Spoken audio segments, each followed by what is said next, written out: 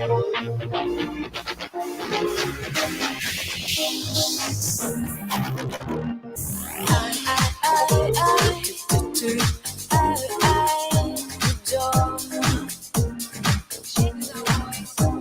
a fight to get it right. Got to get done and get it tight. It's your it's your door. Never gonna stop. It's a fight to get it right.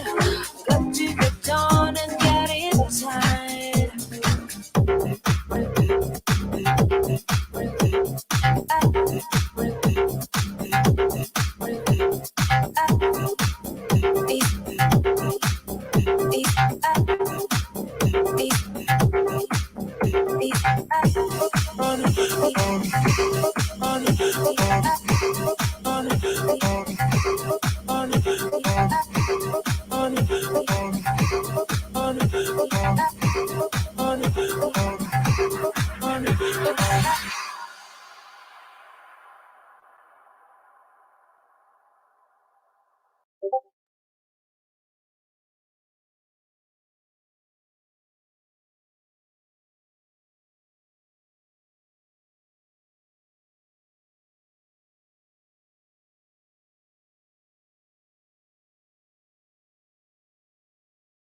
And hello, orcs and gamers. Welcome to a Saturday edition of Morning Nonsense. Hello, everyone. Hello.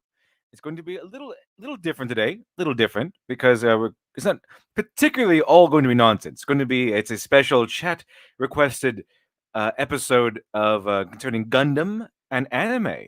So a little bit different. Still some nonsense to go around, to be sure. But you know it's not all going to be. It's going to be like that the Friday orcs tropes versus orcs sort of feel to it, hopefully. And I think it's going to be fairly good, fairly good. So hello everyone, hello everyone. Welcome. Hello Alex Tarch Lobo, see you there. Hello Dr. Crow. Hello Boton. I'll tell you dog I said hi. I certainly will. Hello Dolomaticus. Hello the Apprentice. Hello Mayhem Ivory. Welcome everyone. Welcome. Mark in 3D, welcome. Mark in 3D, welcome everyone. Hello everyone. Welcome to the show. Hopefully it's going to be fantastic. It's going to be different. So I don't know how exactly. I can't say with any certainty how wonderful it's going to be, but I'm pretty sure it's going to be fantastic. I'm pretty sure. Especially how apparently everyone loves anime. Now they're taking over the West. So everyone is at least familiar with the subject matter. I know that very much. I know that for a fact because Japan is taking over the West because Western things are just rotting away. This is rotting away like some sort of zombified corpse, like zombified limb, just rotting off your body. I don't know what happened to it. Well, I know what happened to it. Left wing activists. They said, "Nice hobby you have." Kind of sexist, isn't it? That's exactly what happened. That's why everything is now zombified and rotting away. Is got a plague? Hello, got a plague. Hello, that cringe. Welcome. Gary Stew. Welcome, my video game self. Hello, Gary Stew. Hello, R Master DX. Welcome, everyone. The Apprentice. I like the greetings, LD, says the Apprentice. Well, hello, the Apprentice. Hello, Burf. Hello, God of Plague. Hello, everyone. Welcome to the show. Okay, Gemini Samimi. Hello, Gemini Samimi. Wolf, that's not a furry. Did those exist? I had no idea. Hello to everyone. So that one Servant Titania says hello. Well, hello to you, Servant Titania. And today I thought would be perfect for today to talk about Gundam specifically. And we are going to talk about some other anime, I'm pretty sure. But I think today would be the perfect day to talk about Gundam because Gundam is about war, about it's about war, not good guys versus bad guys, not really in the heart of it, but war itself. Let's see here. Amandine 512. Hello, welcome, Amandine. Hello, Ion Olaflin. Welcome. And today is, if you didn't know, 4th of July, which over here in America is a fantastic day celebrating a fantastic event in our history. Having said that, go ahead and welcome all the guests. I think we almost have a full house. We would have a full house if it were normal, but StreamYard's recently upped our allowance of people to 10. So that is interesting.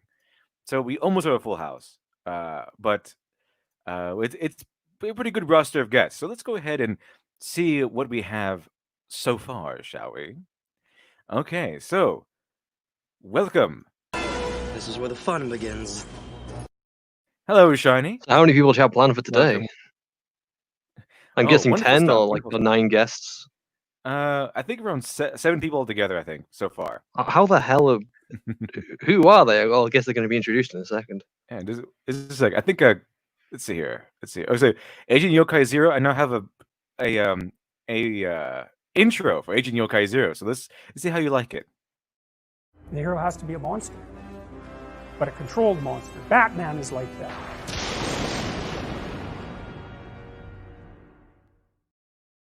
Mixing two of Hello, his favorite everyone. passions, Batman and Jordan Peterson. Batman and Jordan Peterson. Perfect. It is perfect. Absolutely Ultimate perfect. combo. Let's see here. And next, Why choose? why choose? You Why can- not you can both? Have both. That's the beauty of America, right? Okay. So, who do we have next? Let's see. He could have some serious emotional scars. Every soldier has scars. Shepard's a survivor. Oh no! Shepard's a survivor. That's my boy. What? Batman and Jordan Peterson? Jordan, stick within your realm, okay? Don't talk about other things you don't know. That's good. I like how Vosh started lecturing us on narrative structure. It's kind of strange. Or anything in life, really. It's kind of Vosh. You just stop talking, sir, please. Yeah, oh yeah, he's a bread tuber. The buy-in for bread tubing is knowing nothing. Also, welcome Zofrats. Welcome. Good morning. Hello, Zofrats. And happy America Day. Happy America Day. Happy Freedom Day. Happy Freedom Day. We gave you your freedom. What did you do with it? Burn your own country to the ground. Well, remember that's a British conspiracy trying to reunite the two countries. We're going to get the British cousin on the throne. No, we don't want you anymore. Like, no, we don't want you. The Scottish, we don't want them either. That's how it started, though. We didn't want a Britain, and so we said, nope. I do think Denmark at one point offered to buy the estates, so the offer still stands. You can have them for free. We'll settle for an excellent price. So that's where we are. We're capitalists, you know. Also, I'm not sure if Glib is back yet, but Sketch Therapy. Welcome, Sketch Therapy. Happy 4th of July. Happy 4th of July. Happy Freedom Day. Happy Freedom Day. I'm the guy that signed up to kill anyone, anywhere on Earth. Hi. Hello. What better way to celebrate 4th of July with a 4th of July stream with an actual veteran. So, Yep. thank you for that, Sketch. Awesome. And I'm not sure if Glib is back yet, but we'll introduce him anyway.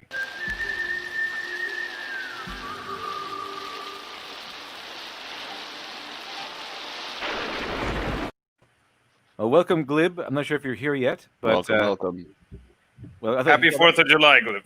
I like how Glib has a American flag in the background now. It's a good cowboy. This is what it looks like with 7 people on. Interesting. We're testing it out, testing out the limits. I think you can go up to 10. I love a party. Yeah, we can go up to 10 Where now. does the 10th guy go? I don't. They just actually know. split the bottom into 2 other guys. Oh, that's fantastic. Fantastic. So, the first thing I want to start off with isn't actually anime, but is too funny that it's so funny that I just couldn't help but share. Well, there you are, Glib. Hey, Welcome, Glib. welcome. Hey, There he is. awesome. Happy Good morning. day. Happy 4th of July. Hello, yes. Thank Sorry, I just had to get my morning coffee for that. And I'm Oh, ready. yeah. Happy Must Freedom Day. have. Happy America's Awesome Day. Oh, yeah, America's, absolutely. America's the best day, that sort of thing. Yeah, I have a family that came over in the 1600s and settled, and they thought that some of the territory, I believe it was Pennsylvania, was not like free enough or something like that. So they went to Rhode Island and settled in with them. Nazi! And then I have ancestors, and this is the craziest story. I learned the other day that I have ancestors who fought in the Revolutionary War, and they had the same name as my father and I. And I was like, what? How does That's that weird. work? Yeah, That's very interesting. weird. So hopefully we don't have to do a second round of that. But happy 4th of July, everybody. And it's great that it's another day that America's the best country in the world. You know how that goes. Another 4th of July. Another, well, I like to call it Make an SJW Cry Day, because all you have to do is celebrate and be happy on this day, and they'll just cry rivers of tears. I have my mugs already half full already. It's fantastic.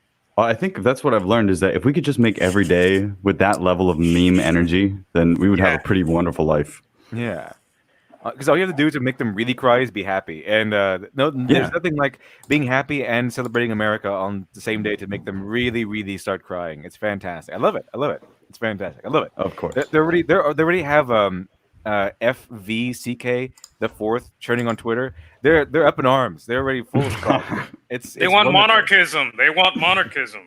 But we can just like post like pictures of Abraham Lincoln riding on Chewbacca's back, shooting fireworks and stuff. Yeah, because we can. And we won't get arrested. We won't get arrested because we're not. Because Britain is in control anymore, so we won't get arrested. Oh, thank God! You've ruined Star Wars. Just wait until you lose your free speech. America was really the blueprint for Star Wars. Everybody knows that. Yeah. America was the blueprint for Star Wars. I think what George Lucas said, we were the evil empire. Yeah, they were the empire. Yeah. They all have British accents. I'm not saying that's the way it is, but you know. But here we go. You remember that whole thing? Well, about obviously the Empire is the best faction. We all know this. the best faction. Yeah.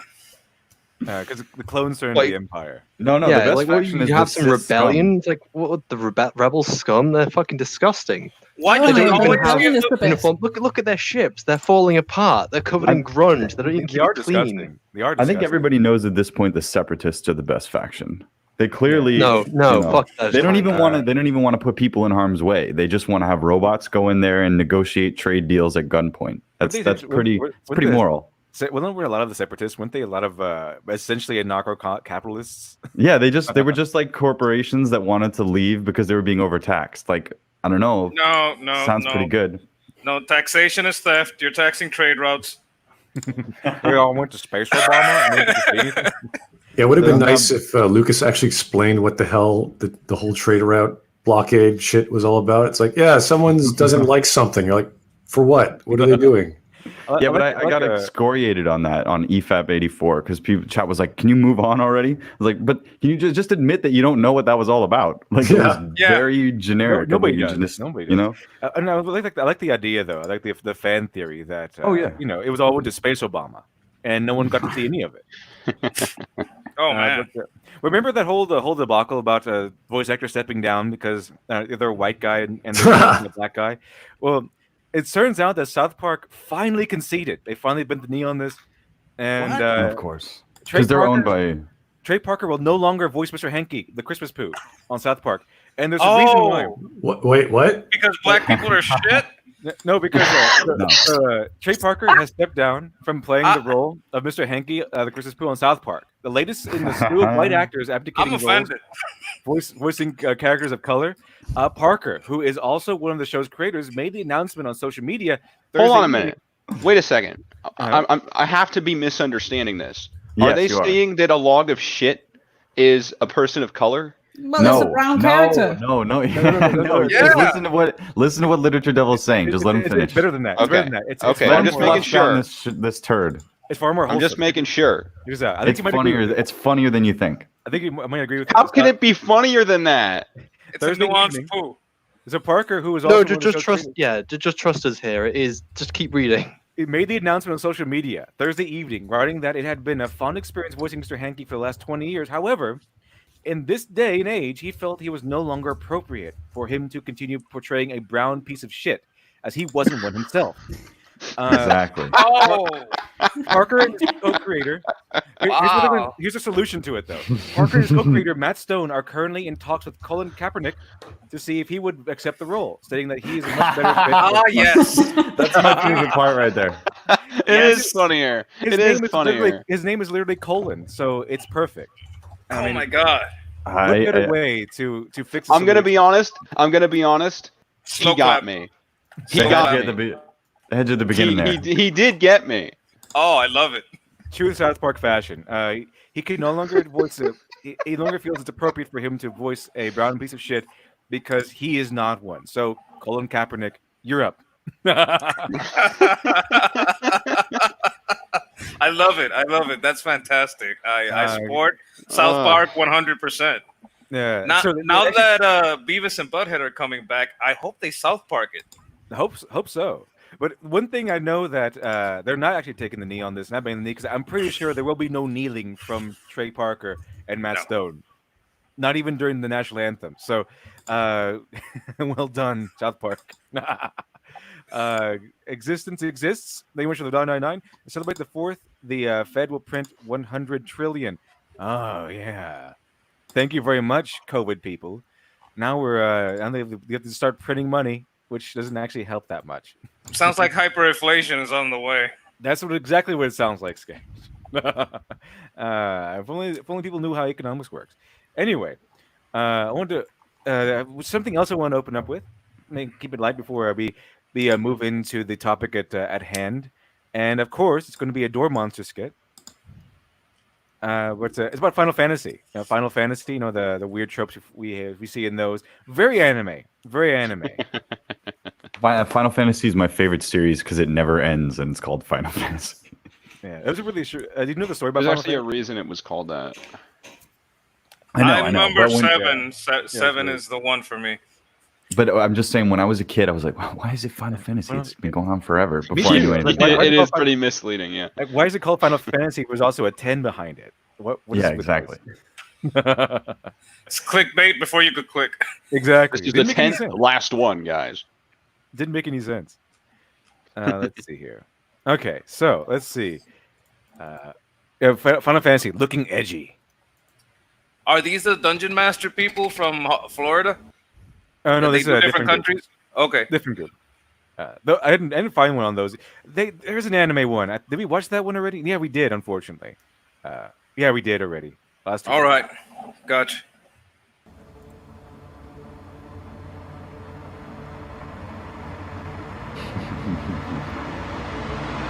Hey, do we have any more swords? What? What? Is that yours? Yeah, I took it from Ian. Doesn't really match this outfit though. It's more of a summer hilt. Yeah, I would probably go with a katana or something, but why? Why do you want a sword? There's a new law in Texas that's about knife size that basically means you can carry around a sword. No, it does not. You're misreading something about...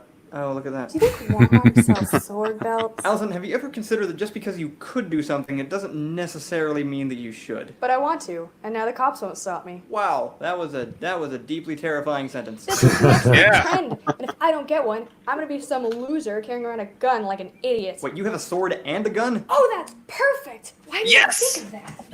Gunblades. That was not a suggestion, and it shouldn't be taken as one. I think our guest would prefer I love her. swords in some kind of wall rack, or should we get something more like an umbrella holder? I don't think this is going to be the massive cultural shift you're expecting. You're gonna fall behind if you don't accept progress. I agree with you in basically every other scenario, but I don't expect things to progress backwards. There we go. Okay, my assessment of this situation was way off. You think Walmart sells Phoenix Down? Nope, because the world is not turning into Final Fantasy. It's just not. It's really weird that people are okay with carrying swords around again, but this is not the direction we're going. So what the hell is that? Bald neck chocobo? That's not real! Even in the game, that's not real! So I know you said no pets, but it's been a long time leveling up for this thing. Well, that definitely means you've done something terrible, repeatedly, so I'm gonna have to take the gun blade. I'd like to see you try. More on lobby. Oh no. Ow! Ow! If you're out there trying to hit people with grotesquely disproportionate swords, the police will win. But it's legal! And when they shoot you back, that will be legal too. No swords, and no JRPGs for a week. I'll make it too. Better watch that attitude. Okay, now for real though, is there an ostrich in this closet? I like that. Dog Monster's always great. Yeah, they're really, really funny. Let's see here. The one series of Tanya. It's like the time the Never-Ending Story had a sequel, like the first one. It is yet and yet to end, and there's a sequel already. As a common misconception, Never-Ending Story never had any sequels. Never. They didn't exist. You might like the Mandela effect. They didn't exist. I'm sorry, I don't got the Rona. I'm enjoying a little. Kind of reminds me of how people think that Star Wars had sequels. Yeah, the original one. There was an original trilogy, and then people just I don't know. They thought of like there was a prequel trilogy, and even worse, there was a sequel trilogy. Common misconception. It's like this the Mandela effect. Yeah, Mandela effect. yeah. All the Mandela effect. That's Okay. not canon. They're eliminating that. That's not canon. I really hope. That'd be really interesting if they just delete the whole thing.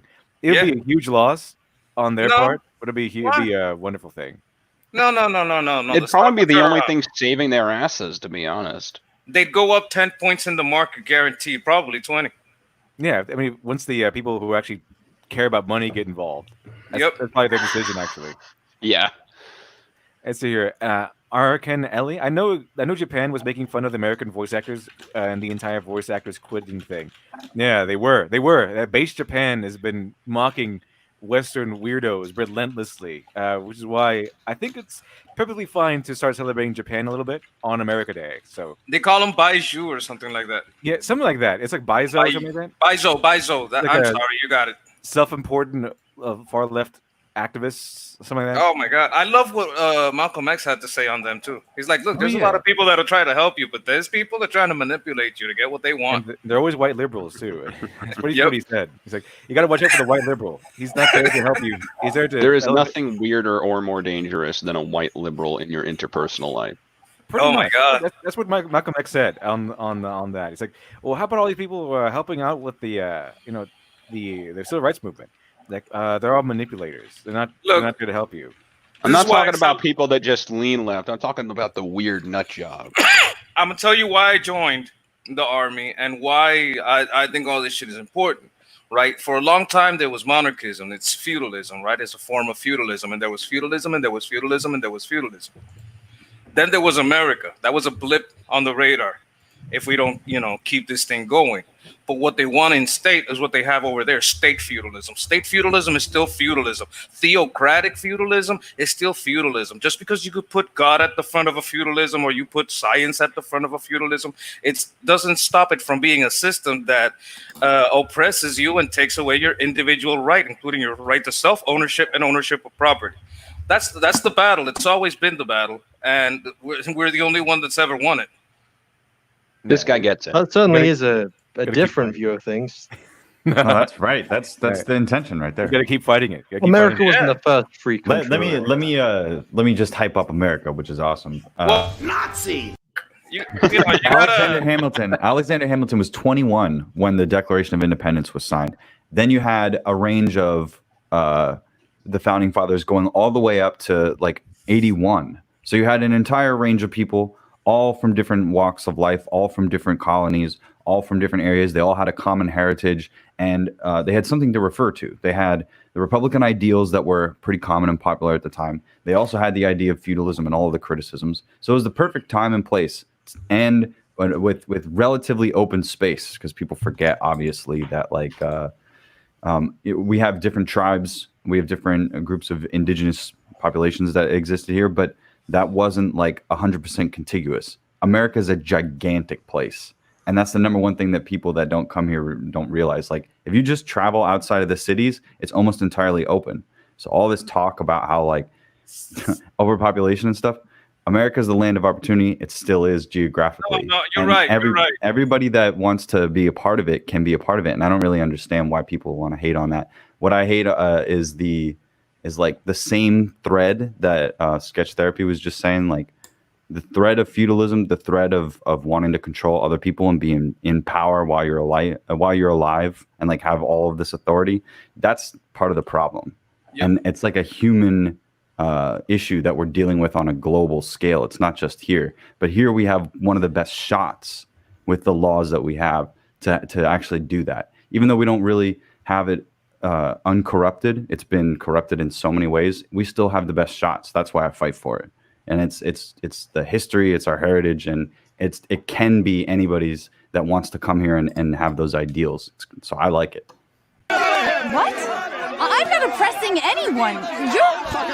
You're oppressing yourself. I kind of think that's kind of a really gross oversimplification and of America itself. We got a loyalist, boys. Throw them in the ocean. It's like there is kind of like an egotistical view. I've kind of experienced a lot of Americans like, oh, America's so great. It's like, from what I've seen, it's not that great. Can you have a gun? Can you have a gun? I don't really want no, but not even that. Not the gun stuff. It's like you were complaining about having to pay the BBC license and stuff like that. Yeah, I'm not. Not in a gateway or anything. No, of course not. Yeah, it goes without saying. I don't have an egotistical view of Britain. I acknowledge that Britain is a very flawed country, but then again, I've also seen America. It's also a very flawed country. It's not perfect. It's not great. It doesn't have to be a competition. Life is shit everywhere. I think we all agree America's absolutely with no flaws. Oh no, it's 100% flawed, but it's our flaws it's our destiny. It's not like controlled by some sort of. It's not as simple as America's a land of opportunity, because there's open land which hasn't been done yet. Is there any resources on that land? Where's the business on that land? Yeah. It's not there yet. Absolutely. There's currently unemployment. There's this, that, and the other. It's not that simple. There's too many restrictions. What you have is Marxist. Marxists have infiltrated the right side, spying on you and taking your tax for war. Speaking of flaws, on the left, wait, let me. On the left, you have people taking your money for allegedly your own good in a bunch of programs that don't work. It comes from both sides. I'm not judging either, is what I want to kind of say. But you got to understand that they're going to go against your individual right. And it doesn't matter what country it is. The problem and what you have to maintain is your individual right, that no majority can say, hey, because we're the majority, you can be a slave. Hey, because we're the majority, we can segregate you because you don't got individual rights because we fucking agreed. I say, fuck that. Yeah. Here. Holy Jesus. What is that? What the fuck is that? Speaking of flaws, though, you know how those Twitter Puritans, the arch enemy of the Twitter Puritan is anime girls, and they see flaws everywhere. Yeah, exactly. They see flaws with anime girls because they're essentially drawn almost flawless. Oh my god! Were they going against the Red Cross or something, a blood bank? Oh man! Your anime girls, hand them over. Yeah, hand them over. No one wants to take away your anime girls. Actually, you know what? Hand them over. They struck again, and it's disgusting. Check this out. I like to get up and have some coffee. I love this guy. And go online, take a look at the news, see what there is to talk about today that the people might be interested in. Unfortunately, today, that meant my morning is ruined because I was met with whatever this is. Oh, sorry. Let me remove my web camera so you can get a better look. The hell is that? The news, if we can actually call it. Yeah, that's a fix. Some Twitter Puritan said, "I'm gonna take an anime girl. I'm gonna fix her." Holy Jesus! What is that? What the fuck is that? What the hell's wrong with her face? Like, look at that. Her nose is not even in the right position. Like, the eyes aren't even properly shaded, and it's like that is some horrible art. That's objectively bad. This is what we call Tumblr art, Shiny. This is what we call Tumblr art. That is. I mean, I was on Tumblr for a while, and that is pretty much what I saw. Those arms could be legs if you turn someone upside down. If you just they could.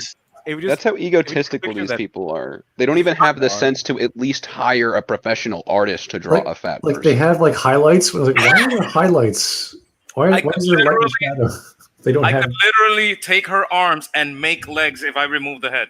Yeah, I mean, picture this. They're like thighs, especially the one on the left, on the right. Like the one on the right, especially is like a thigh.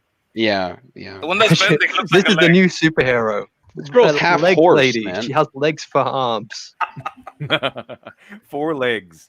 She's half horse. Look at his face. Man. He's like, "What the fuck, man?" Look at his face in the corner. That's perfect.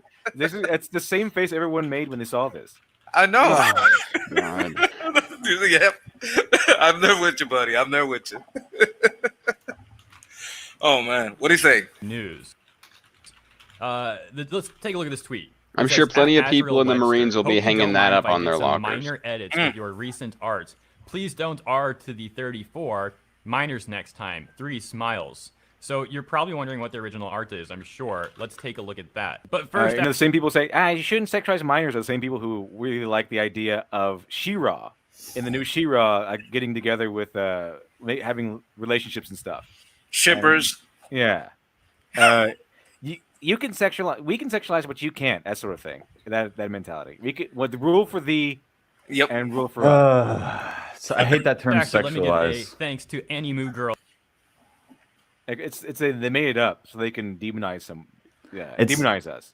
It's like It's not a term they've made up. It's kind of so the idea of sexualization and objectification, they're now kind of being mixed. Like the changing of terms now put them together. So now, if you do say sexualized, it is now straight up objectification. But I've always said that you can look at something, like something can be like sexually attractive while not being viewed as an object. You can think, oh, that's just an attractive person. No. See, they've ruined the definition of language. If you are sexualizing an object, it's called fetishization. Okay. The problem is that what they're doing is the opposite of reality. Think about it this way: putting on clothes. Newspeak Dictionary. It's the Newspeak Dictionary. We should write a Newspeak Dictionary and put it on Indiegogo. It could be the SJW. We would make a lot of money if we could accurately do it. Exhibit anyway, in Newspeak. It's like a Rosetta. Right. That's the sad thing.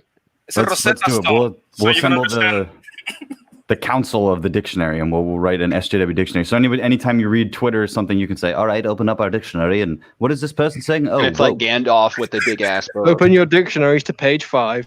I could really use it because English is my second language, so I'm really confused. Anyway, I understand. Here's the point I'm trying to make about the sexualization thing. Think about, you have an attractive woman. You put on clothes because the body, by definition, is going to be attractive. That's why we don't have nudist colonies everywhere, because we understand this absolute about nature. That there's a point of people being attractive so that they can have children, so that the species can be propagated. So when they're talking about sexualization, they're trying to say that it's a blank slate starting place.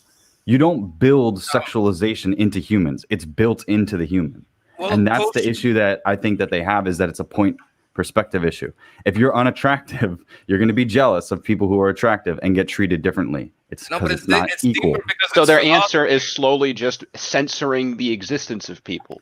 So it's horseshoe theory, where you have the people that are like the super authoritarian, like want to cover you up because it's dangerous, because the sexuality will get loose, like the Freudian trying to keep it in type of thing, versus people that are trying to prevent you from being, sexual, because it excludes them. They're unattractive. They feel excluded, so they don't want other people. So it's like a combination of the two sides of the extremes that you don't want to be involved in, and the rest of us are in the center, which is just like, you don't want. And it seems like their answer is essentially to exclude. All right, go ahead. You don't wear a bikini to a funeral, right? Why? Because you don't want to have your tits out while people are mourning. It's about reading the room, knowing what the rules of the occasion are. That's the whole point of clothing and ceremony when it comes to costume. And we're talking about a bunch of people that are used to cosplay and fiction defining their reality. They're like, oh, if I do this, then it makes me sexualized. If a man does this to a woman, if a man is like saying, hey, I want you to model this suit of clothing, she's being objectified. Because then it's like the Marxist way of looking at it, like, oh, you're exploiting this person's value. And well, not if it's a deal, free arrangement. You make a deal, you make a deal. Let the lady make a deal. Let him finish. Let him finish. So anyway, the point that I'm trying to make is that if we were just being honest about it, I don't think we would even have a conversation with this kind of manipulation of language. I feel like we're speaking their language, and I think that enforces the idea of us having an SJW dictionary. I think what you're getting at with the so the ideas you're getting at are right, but I don't believe the motivation behind, or at least what you perceive the motivation to be, is correct. So the motivation. Postmodernists don't like objective reality, so they go against objective reality, and they're going to keep going against objective reality. You're trying to argue with someone that's doing exactly what you're saying, and what you're saying is that postmodernists don't believe in objective reality, and because postmodernists don't believe in objective reality, they don't care about your language, they don't give a fuck about your fucking biology. They don't give a fucking shit. You understand that there are no fucking shits to give. You can't argue about biology. Oh, but biology, your peepee's gonna grow when you see the boom. Yeah, they don't give a fuck. They believe in controlling your fucking reality with fucking numbers. That's what it is. They agree, and if you don't agree, fuck you. Everyone knows it doesn't make any fucking sense. It's about agreeing and canceling. That's what it fucking is. So, all right, there, soldier. anyways, All right, but hold on a second. Before we go what on, I was sketch trying to therapy. say. I know, shiny. Hold on a second. Sketch. I'm just saying that was great passion and stuff, but we have to let everybody talk because we have 7 people. We're pushing the limit. Exactly. Let me get a fucking word in. Fucking jeez, man. But you got to do that too because you interrupted Shiny. So just make sure that everybody is allowed to get to the end of what they're saying first. All right. Oh my god, you guys drone a little. Sound off. Okay. All right, Shiny. So what, Gleb, what I was trying to correct you on is the motivation behind social justice to get rid of these sexual characters, attractive characters. So the reason why they don't believe it's not anything to do with objective reality or them trying to control. It's purely down to the idea. It's actually much more simple. They see a man, drawing a woman attractively, and they just think that's Bullshit. They want power. They want power. No, I don't even think because I do. I was for a time in my life. I was in the same mindset of a social justice warrior, so I do kind of have it in. So, well, then you're a Marxist cause head. You're not one of the leaders. They're not going to make you a leader because you actually believe this shit. No, but social justice is it's kind of like a self-mind wiping. The ones that are in charge. I don't think there's any lead. I don't think there's any leaders. It's more just they keep brainwashing themselves within their own community, so that like someone spouts up an idea and then that bounces between another person, that bounces between another person, and inside their bubble, the idea just gets more extreme and more extreme and more extreme, and it keeps feeding into itself. I think it's ideological subversion. I think that Yuri Bezmenov said it great at the end of the USSR. It's because what it is it's trying to displace everybody's notions of their morals. It's trying to change the rules. They're trying to change the what the word racism means. They successfully did it in the dictionary in Merriam-Webster. If they can change all of the words and they can destroy all of the statues and they can take away your gender, your sex, and what that means, and take away your religion, how is that different from 1984? How is social justice different from what the proles do in 1984? Explain that to me. That's pretty much why people just connected to 1984. The purpose of power. power. It's not think about that both power. Glib and Shiny are right. It's a crusade to these people. To these people, it is a crusade. They believe this is right, this is but a wrong. crusade is about power. Well, no, to them, it's not. It's about the crusade is all about control of the Holy Land for God, right? Am I mistaking that? Well, I think you're using the wrong terminology of understanding power. What power are they garnering by posting on Twitter? That's kind of silly. No, well, I'm not saying that they're. The reason why they post on Twitter and the reason why they cancel people is because they get this good feeling inside. Sure. There's no. Yeah, but they're not the ones that invented why they're it. doing it. It's not any real power. No, they're just using makes it them for the feel status like, game. I've had the power to cancel this person who was the evil. Now that means I did a good, and it gives them a boost. Yeah, but I don't look at soldiers to understand why commanders do things. That's what I'm. There are no commanders. No, you're saying that there aren't, but I disagree. I think that this is all organized. That it's a designed campaign to change the entire world to end up in one way of thinking.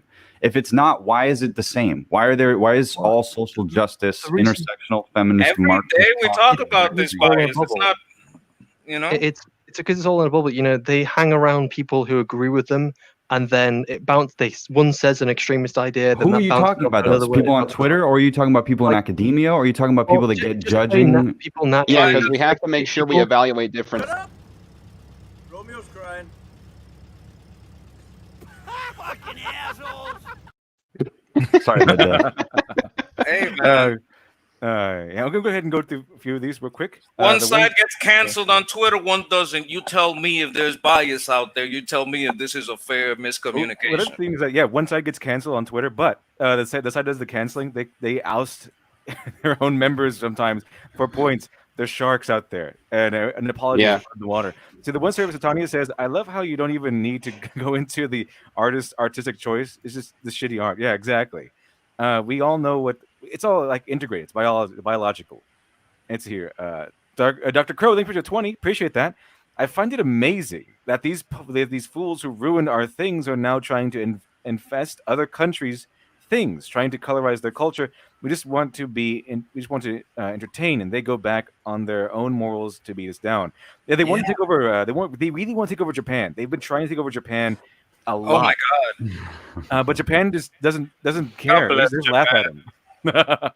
God bless the Japanese. I started with well, I think you guys call him something like Transor, but I call him Mazinger. Mazinger Z. Yeah. That's like my first Japanese anime. But I used to watch. I really got into the Gundams. I used to watch Ultraman. They make some good stuff. It's pretty good, and I think that's why it's a good idea, or at least an acceptable idea, to check this out, to go over Japanese media, because they've been really holding steady against this stuff, against this weird. Well, they have a different perspective, which is why I was bringing up Gundam, because to them the enemy is war. They feel like they fell for some. So there was some good people. There was the reasons for the war were everyone was going for their own reason. They have to. They lost the war. What are they going to tell their kids? The enemy is war. The enemy is falling into the war. Yeah, exactly. That's a really interesting thing about Gundam. Now, and since we saw this, I thought it was a little funny to look at. I think the Twitter Puritans are trying to if they can't take over Japan directly, they'll just redraw. No, I agree with the statement, though. That shit kills more than Corona. That heart disease. Oh, shit, man. That kills a lot of people. Sure does. So Nathan Break, number 2. I must consult with the elder gods. That's always a good move to do. Always a good move to make. Always consult the elder gods. Especially the older gods like Cthulhu.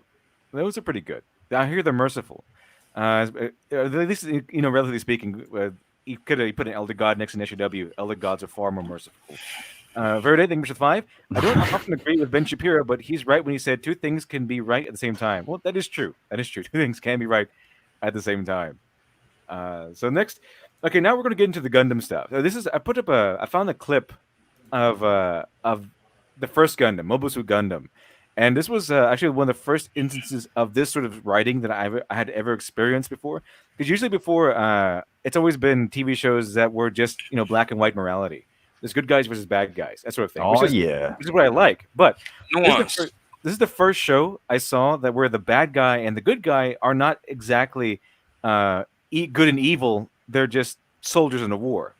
Exactly.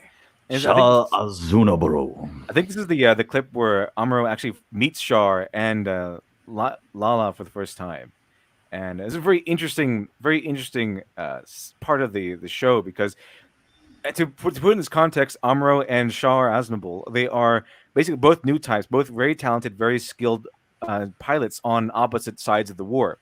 Char Aznavour being like the ace, the kind of the Red Baron character, the guy who you send him in when things need to get done. Kind of, I guess you could equate him to Darth Vader in Star Wars, but he's not evil. He's just really talented and very. He's too cool to be evil. Yeah, he's way too cool to be evil. Yeah. And so they've been fighting. They haven't met each other in face to face before, but they have been fighting, and they are on opposite sides of the war. But I forgot the context of this planet, but it is neutral somehow. So that there's no war. You can't attack. Like if you're Xeon or Federation, you can't attack each other. I say, Alex Hale, thank you, 2. Hentai is a big part of the culture. They won't give up. And then they gave up. I'm pretty sure, and if regular Japan won't bend the knee to these people, I'm pretty sure the hentai artists. What, is there like a tentacle limit now? How does this work? They probably want to ban hentai altogether, probably. I mean, shit. Can't have. They already make the porn blurry. Damn, they can't get a break. Oh man. I feel like the first 3 Gundams movies are like my favorite. That's where it's at for me. I like 0083, yeah. Yeah. They got better in some respects, I think. Sure, yeah, absolutely. But just the storytelling from the first to the second, I thought was awesome. I like the flipping perspectives and yeah. It's really good. And we're going to go over the Origin, which I think just came out, right? It's just recently came out. Gundam Origin. That's where I got into the Universal Century, and I've been catching up since. But before Origins, I hadn't seen the Universal Century, so I kind of saw it all in order, but in chronological order, which is, I don't know, could be good or bad, whatever. But I'd already kind of seen a Gundam Wing, so you kind of know the story beats. You know what I'm saying? Yeah, it's really interesting stuff. I just watched Origin actually. It's nice, right? Yeah, it's the story of Char Aznavour, how he became who he was.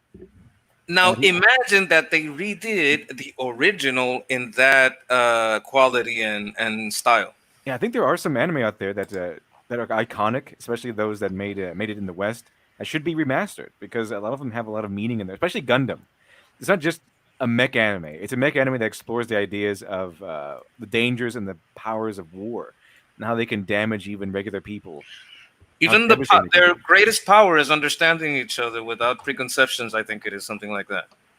That's a beautiful thing. I mean, I guess it's a little touchy-feely, but you got to understand I'm a soldier. To me, war has always been a misunderstanding by all sides, from top to bottom, of what will be gained and what will be lost. Some fight to start it, some fight to stop it.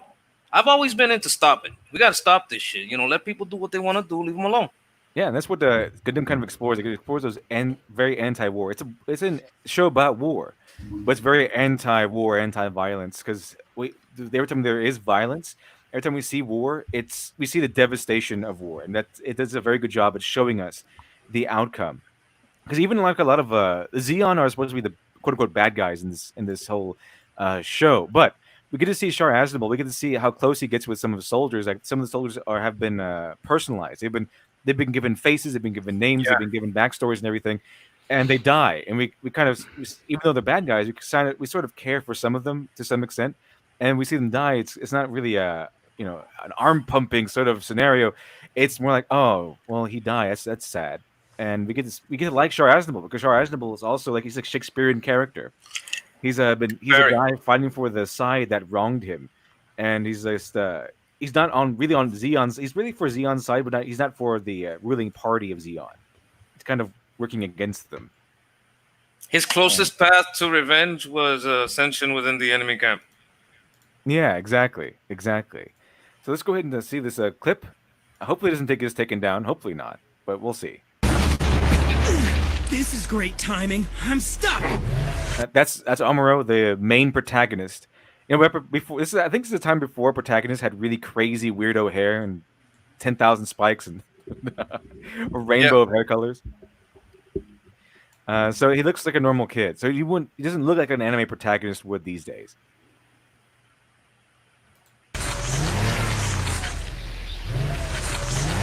But if you're anything like me, even with that knowledge, you may be hesitant to get into the series. As a result of its incredible success, the Gundam franchise has become a terrifying hydra of alternate realities, tournament-driven shonen toy commercials, and spin-off comedies, all twisted up around the monstrosity that is the Universal Century timeline. With complicated and intricately detailed lore that spans every kind of media you can think of, and a few if we want to understand about Gundam, there are two timelines. They pull like the J.J. Abrams sort of thing. Alternate timeline. So there's a Universal Century, I think, which is Amuro, Mobile Suit Gundam, War with Zeon, and then there's the Gundam Wing sort of era. Iron Blood Orphans is also its own little thing. That's like it is not related to anything else. Yeah. Seed, I think, Double O. These are all like different. Yeah, Turn A is really out there. Unicorn is really like there's very eclectic animes. I don't know if they're isn't inside Universal Century. Really? Oh wow, I didn't know that. I'm not absolutely sure, but yeah, I think because they have moon children. You're like, did they colonize the moon and then separate from Earth? And then they can't. It's like, what? What's going on here? Well, I wouldn't be surprised. If you get the troops there, you got it. But you can't hold it forever, not if you don't win the locals. It's the Director Dula says there's way more timelines than that. So there's more than two. Yeah. So Yeah. Because there's Gundam Built Fighters. There's Gundam G. You remember Gundam G? They had that Mexican Gundam. You know. I like the guy. That was fantastic. I actually like that series, G Gundam. Yeah. It's just a fighting tournament, and everyone just fights instead of having a war. It's comedy. You got to see it as comedy. You can't take it seriously. If you try to take it seriously, you'll go insane. And then there's what was it? Gundam SD. I don't remember that one coming out. What is this? There is like the one I've gotten into, and I'm just like I'm a noob. I tried to get somebody that knows a little bit about it, but it didn't work out. I imagine this person is partying, and I wish them the best. Go on, party hard. And Gundam is something that I've really only since Origins gotten into the Universal Century timeline, but I did have a little knowledge of it from Gundam Wing. back in the days when it was on Toonami, if I'm not mistaken. Yeah, that's my first Gundam series I think I saw was Gundam Wings. That was really big. Everyone else got into Gundam Wing and said, "Well, this is cool." And I said, "What is this?" And they Yeah. threw me into it.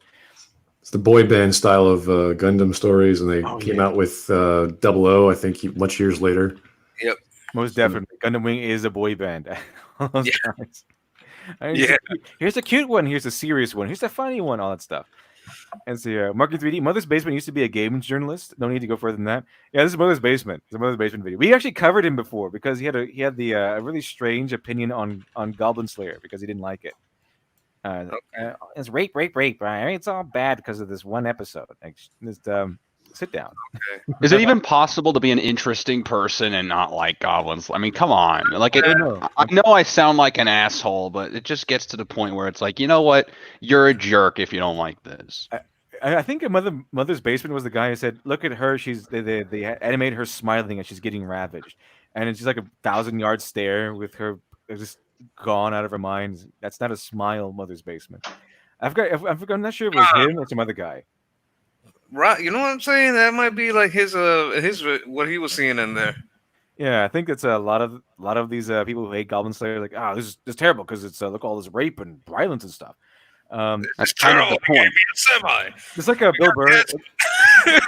Every time something like Mother's Basement says or something like that. Oh, it's violence against women. It's I always go back to that Bill Burr joke where it's like, you're a male feminist. You're not a male feminist. You're saying you're a male feminist because you did something. Okay, you did something. I saw that. I saw that one. That was funny. This doesn't turn me on. What is the why are you thinking? You know what I'm saying? What smile? What are you talking about? Exactly. It's a horrible fucking scene. Like it's a horror and disbelief. It's not a smile. It's here. Bacon Roll Berserk is superior. From what I've seen in Berserk, it pulls no punches. It pulls no punches at all. It would if you show Berserk to one of these NPC weirdos, their head would explode. But there's like more Berserk, right? Oh yeah, there's tons of Berserk, and they treat the female character like a woman. She's really good at what she does. She's one of the best fighters in the Band of the Hawk, but there's a point where she can't fight because she's on her period and stuff. They treat her like they treat every character like it's realistic. Okay. Like if you're a weak guy, if you don't have any muscles or whatever, you can't really do much. You're kind of helpless. Because that series seems to me all about power and sacrificing for power. Gotta have that consequence. Yeah, in consequence. Okay, so I think I do actually have Goblin Slayer pulled up for a little bit later if we're still on. But anyway, let's see what Mother's Basement has to say about the Gundam Origins. See if we agree with him or not. You probably wouldn't. The Universal Century is one of the most intimidating monoliths of canon in geek media. And while it is all very digestible and rewarding for those willing to put in the time to experience it, it can be hard knowing where to start. It doesn't help that, unlike many other classic anime, that original season of Gundam that started it all has not aged gracefully. Its story is still phenomenal, but aesthetically speaking, you could tell the production was stretched to its limits even when it aired, and the cold light of Blu-ray remastering has done it few favors. Mobile Suit Gundam is undeniably worth watching, but it's also an understandably hard sell for those who aren't already invested in the franchise. And the catch-22 there is that the original series is kinda required reading if you want to fully appreciate continuations like Zeta Gundam and Char's Counterattack. There aren't many obvious jumping-on points for the Universal Century, and while I've recommended Gundam Unicorn before to fill that role as a distant sequel, it doesn't do much to push viewers to the early stuff. If only there were some sort of modern prequel, one as polished as the... Actually, has anyone seen Gundam Seed? I heard that was the best one of all. Well, it's just kidding. Yeah. I heard it was the worst, actually. It looks nice. It's pretty. They really play on the fact that there's a female who can control the male hero, and it's sort of implied they're using sex. And it's like, okay, sure. Well, that sounds very modern. Yeah, I heard Gundam Seed was like the worst one or something, or one of them. It was pretty popular. I don't know if it was the worst though. Yeah, I mean, I know it looked good, but the Last Jedi kind of looked good. It was still terrible. Yeah, I didn't like that much. Essentially, you have a Mary Sue as a character, or Gary Stu. He's pretty much. That's what I heard. Impossible to kill. What I'm most curious about with Gundam, since I know pretty much nothing about it, is whether it's so. I've been doing two things. I've been doing Star Trek and I've been doing Dragon Ball. After Voyager and Enterprise, that's when I'm going to stop Star Trek because I'm not going to go into the streaming series because I know those are all awful. Yeah. With Dragon Ball, I'm going to go ahead and do everything because I already know what I'm getting into. But here's my question: with Gundam, does it do what Dragon Ball does, where it kind of forgets stuff when it's inconvenient? Let's see. Our Master DX says so. That's why it's called Seed. They're pretty thorough. Is that why it's called Seed, Smud Boy? As far as motivations and equipment and that kind of thing. So, I mean, I don't know how much Gundam any of you guys have seen. I've seen quite a lot. Series, I saw the Origins. I saw after that. I saw the first series. Then I saw the Zetas. Then I saw G Gundam, and I know that one. When you see the newer shows, do they stay true to the original? Pretty much, yeah. They like pull on it hard, especially. Well, let me see. I think with the unicorn, they're kind of like getting into like weaponizing the new type sense in a more physical manner. But you know, they kind of lean a little hard on that. I don't know if that's something that could be. Maybe before that it's a little more realistic. I still enjoy them all the way up to I think Thunderbolt. I think is a little the latest one. You know, but I do recognize that there is some like they did extend the new type into some like really magical bullshit where you can like create energy through I don't know channeling energy from outside types. Oh god. Yeah, no, almost all the Gundams have some stupid sort of genetic ability to harness something, whether it's reflexes. It should be like harnessing the power, the computing power of the mind onto a weapons frame. That's like the most attractive thing about it. Like some people have this certain connection to the machine where it's an extension of them. That's like the original like new type thing, and they would seek to better connect the man to the machine. And the reason why I like the original Gundam, the Momosu Gundam, I'm talking about Amuro, because I don't really like the fantastical elements. I don't like the fantastical elements of anything. Yeah, I'm going with you on that one. I like how it's just based. It's just war. It's just war with the. I don't mind the new type thing because it gives them an excuse of why he's so good and everything. And as long as the other side has their own new types, it's fine. It's not. He's not the only one in the galaxy, which would be a really big negative for me. What do you think of the concept of like tying the man to the machine and making that kind of a new type or an artificial new type, or how they would people do that if there were like some kids with extra reflexes where they throw them in there and say, "Oh, you're a new type." Yeah, it's a scary thought, but I like it. That's what would happen in war. You exploit whatever you can. Yeah, you'd use it. You put them all on VR, and World War II, they tried to exploit literal magic. Black magic. What was his name?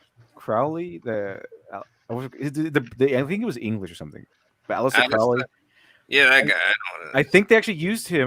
The real guy. They actually used him in World War II to convince one of the Nazi commanders to fly over and just surrender himself, which actually did happen. Oh. And I don't know if that's the actual reason, but they did that to get some guy to come over and surrender himself, which did happen. Now, if it was the magic worked or not, I don't know. But yeah, they tried. The point is, they try to use literal magic in World War II. So, if they found something in war, they will exploit it. They will try to weaponize it. And see, I got a plague. Number 2. G Savior was a live action. It was good bad. Okay. Have you seen G Savior? That sounds like an interesting description. It was good bad. Like The Room, like it was so bad it was good, or. No, I'm on live action. I'm like, what? Live action Gundam. I don't know if that'll be good or not. Gundam kind of works because it's animated. You can do all kinds of crazy stuff with it. Let's see here. Hurricane Ellie. English with 5. Showing violence against women is an age-old literary device to show evil. Yeah, usually, yeah. that's how you show someone a bad guy is they're violent towards a woman. It's just kind of shorthand.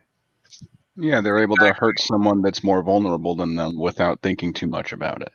Yeah, exactly. Because good guys don't usually they don't harm women, and unless they're like the Baroness or something. I think this super chat describes it kind of, it's around the middle. It just falls a little short. Yeah, like when we first see what's his name, Kira, I think. Like he hops into, I don't know how he even gets into a Gundam, but he like reprograms it in seconds. Yeah. And suddenly it's like souped up, all refined, and he can just destroy the enemy. Like what? Wait, He's a school kid. What the hell is this? That's a guy. So according to what I've heard from Vosh and things, we're not supposed to think he's a Mary Sue because we just hate women.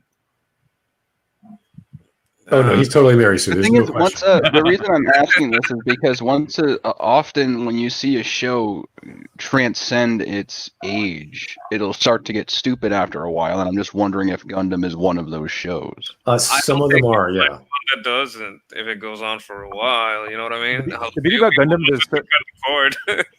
Gundam there's so many continuities, so it's not just one continuation. It's a How do I differentiate which ones are stupid from which ones aren't so stupid? Like with Star Trek, it's easy because I know to just stay away from the ones that you stream.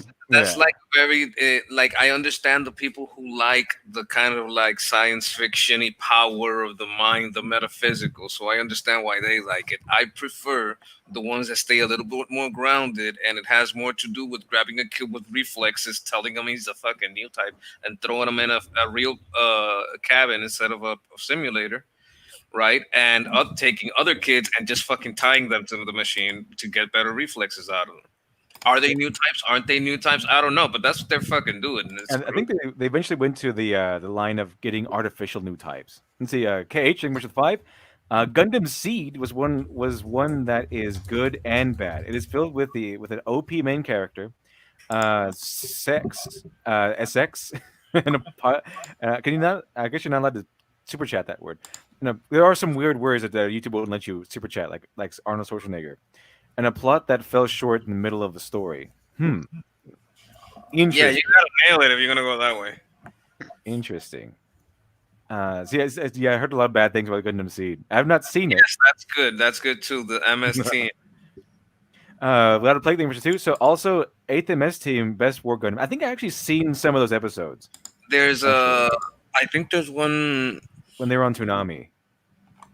I know I'm missing a couple of episodes, which is why I wanted. Well, I think I got a video on that, but finish this video. And I'll go with the flow. And so Drake Dula says, "Well, Bill Driver starts stupid and stays there until he wants." Very nice. I couldn't do it. I'm like, I ain't going there.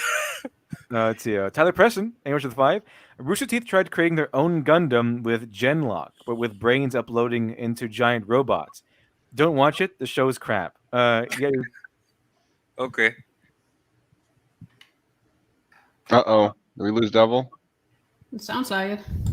Yeah, we lost him. Thank you for the super chat. Thank you. I'll just save the time. I've got a little bad internet, but what about you guys? You guys got a favorite Gundam? Any of you guys have partaken? Geez, there's so many. I like 00 just because it has a little bit of everything, and it gets stupid near the end. But that's because of the nature of Gundam. It's kind of keeps going higher and higher and higher. Like now he's using ActRaiser Gundam, whatever the hell the bullshit is. It's like now he's combining 2 solar furnaces. You're like, okay, now he's got so much crap attached to him. Yep. So I like the idea that the people actually die, though. They die properly, and they don't forgive. Like they try to replace a character who's a twin. It's like, all right, that's bullshit, but fine. Yeah. As opposed to having like a series of clones or androids, which they do with the other characters. So I can kind of see where War would really do that. When they get too much into the mystical, that's where I'm like, maybe, maybe not. I mean, you can switch the imagination into fantasy land. Yeah, the ideas they're in science fiction are actually pretty cool because they have the idea of a new energy source, then there's an artificial new energy source, and then they use a space elevator. Like the Green Lanterns or something. I don't know. It's like you know what I'm saying? They're a terrorist group, and then they're doing things that the other parties of the government can't do, No, I And mean how they power that special energy source. It's like out of a feeling or a will or something that gives that thing power. And you know what I'm talking about? well, they explain some of the technology. They also explain there's a supercomputer connecting all these things. Okay. There's this dead Aeon Schenberg, whatever the hell his name is. He's like this Elon Musk Yeah. that had this master plan for everything. So everything's a plan of his. It's all part of Vega, which is the supercomputer, which also enacts the plan. But all the androids are connected to Vega. So they're enacting the plan, but they don't know the full plan. So there's all these transformations of characters as well as the Gundams themselves. All these hidden compartments, which I liked. So it's not just like in Gundam Wing, it was like a mineral. Mhm. Like it was like that's the Gundams are so strong because they're super dense and you have this amazing mineral. It's hard to find. So this is sorry. Is it Gundanium? Yeah, it's some bullshit like that. You're like whatever they call it. I have a question for both Smut and Sketch, actually, since you two seem to be very familiar with the series. Do any of the titles come to mind wherein where it's more dark and it has a troubled or tortured character in it? Oh yeah, Iron Blood Orphans is really dark. Yeah, yeah. That one was weird. I liked it, but it got weird. It was brutal, and you're like, oh, this guy just kills people. Okay, Jesus. Yeah. Oh yeah, they're very, very. That's your Goblin. Well, Now, when you say it's dark, is it like necessary for the plot, or is it just edgy? That's why I like it. It doesn't go beyond the necessary. It kind of like I understand how that could play out like that. Right, because in the other Gundams they kill a lot of people too, but in Iron Blood it's brutally. It's like boom, you're gonna shoot this guy in the head after having a conversation with him. It's like, oh, geez, okay. So it's very like shocking, but it's war. So it's like, okay, we get it. This is what's going on. I have a feeling that's going to be my favorite one. It's more mature, yeah, I guess. I don't think this was ever meant for kids. That one, no, not that one, no, for sure. That's the beautiful thing about Gundam, though, is they deal with the concept of war, why people are fighting, why they hate the villains, etc. Even 00 has like a side character who's like constantly coming back and stronger and serious. I lost last time, but I believe in my country. And you're like, holy shit, this guy's insane, and he goes after the main character who's all he is a war orphan. That's his claim to fame, but he's so obsessed with fighting, and that's why he's the best fighter or the best character. He's not a new type or whatever nonsense. He's not an android. He's not a what is that guy who's has multiple personality disorder, but he's also a clone. It's just like he's got all these things going for him. All this stuff happens. Yeah. One of the clones. And before I were to watch Iron Blood, is there another that you would recommend I watch first? Oh, the first one, I would say, go back to the 108th, or not the 108th, the 8th MS. I think that's pretty good. I personally like 0083 Stardust Memory because that's sort of where I think the best animation for its time and its quality was, but a lot of people talk about 108th, and I was like, yeah, you're right. It's pretty good. Well, I mean specifically which ones that I would need to watch to better appreciate Iron Blood when I watch it. Oh, no, that's Iron Blood's its own thing. Oh, so I can just watch that one first if I want. Oh, for sure. All right, thanks. I appreciate it. Yeah, Gundams are you strange that you could say there's some continuity, but there's just so much different interpretations and timelines that it's not worried about what happened. That Stardust and MS tied to the Universal Century, right? Is that why they're so good? I don't know. That would make a lot of sense because if there's a continuity that combines these two things and why they're good, that makes perfect sense. Yeah. It's the one of oh my god, I forgot the name of the one with the Alex. They crash and they're hiding the robot, and it's a kid, and it's helping. That's Turn A. Turn A. Where he's from the moon, and they find they have to hide it. Wait a second, no, is that? I don't remember which one it is. When I saw Unicorn was the super advanced one, which was crazy. Unicorn got a little crazy. Unicorn would get into like a little more science fiction-y and more like connecting. Yeah, I like what they were doing. It just didn't go anywhere. Like, oh, if they just kept going with that because it was so strange. But Turn A was the one with the mustache, I think. The mustached Gundam. I can't remember how we described No, that. that one I haven't seen. I haven't been able to, locate that one. The reason why I remember that is because they used Yoko Kanno as the musician. So as soon as you have Yoko Kanno in an anime, it's like, oh, this is gonna be great. Okay. So that's why you watch the music's there, the story's there. There's a certain rusticness to Turn A, which reminds me of there's another war story about flying. What the hell was it called? It was about flying almost World War II style planes, but they didn't have planes. They had like this levitation stones. It was about war as well. It was beautiful. I'm just trying to remember the name of it, and my brain is not registering. I don't think I caught it. You guys in the chat can help us out. There was some grand stream thing. Everyone, Immelman terms. There was another empire. Oh, there was just beautiful imagery. The ending was fantastic.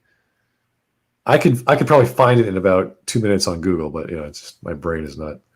Oh, it's okay. Yeah.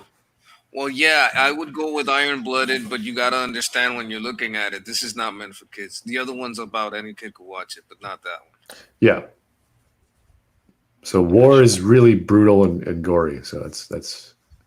And I think I don't know if after that, if you're not into like the science fiction aspect of it, which I would understand, I like enjoyed both sides of it, right? I can understand why somebody wouldn't like it. I would understand why someone would like that and that kind of like a personal connection more than the previous stuff. I like the previous stuff more.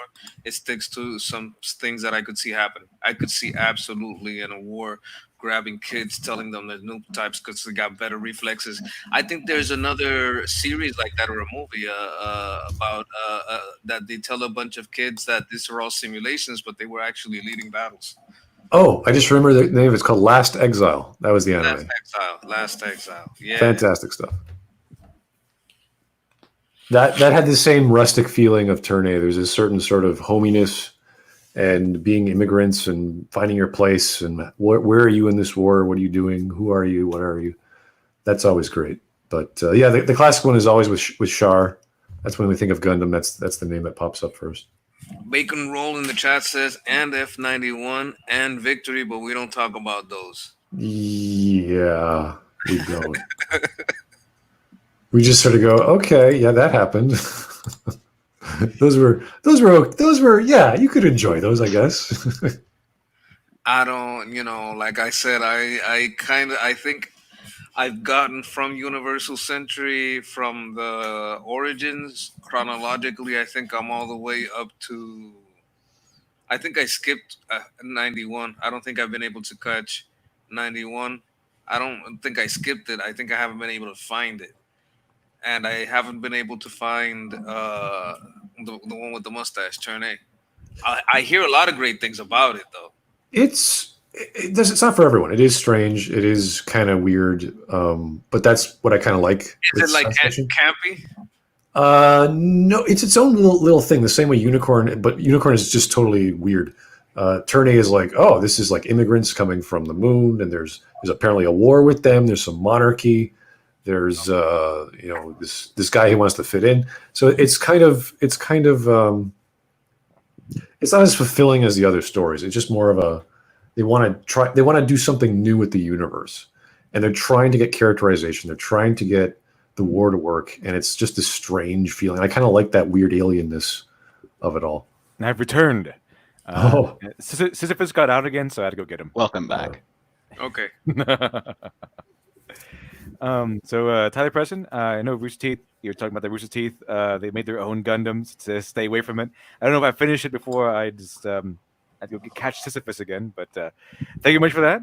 Appreciate it. And then let's see here. I got a couple more, but I don't think they're on my screen anymore. But I'll read them anyway. Let's see. So it's KH and Much 2. Appreciate that. Press F for Literature Devil. Appreciate that. Fantastic. And there is. Uh-oh. There he goes. It's probably the There he VPN. goes. The VPNs are fighting. Oh man, That was quick. It always happens. He gets back, and then his VPNs start fighting over who gets to get his IP. He has to kill a couple hundred goblins just to talk for 3 seconds. and I then he has to gotta do it I again. gotta ask him what's going on with his internet because I know he's been having problems with his computer. But this sounds like something else. maybe he should like reset his router. Or Well- make sure that it's connected by either Ethernet, because sometimes people stream it like, no, but it looks like a good connection. It's like, no, I'm gonna put that cable in there, Well, he's mentioned that he thinks it's an issue with his computer and not his internet. Well, if it's the computer, he could have some programs up running in the background, downloading updates or some shit at a bad time.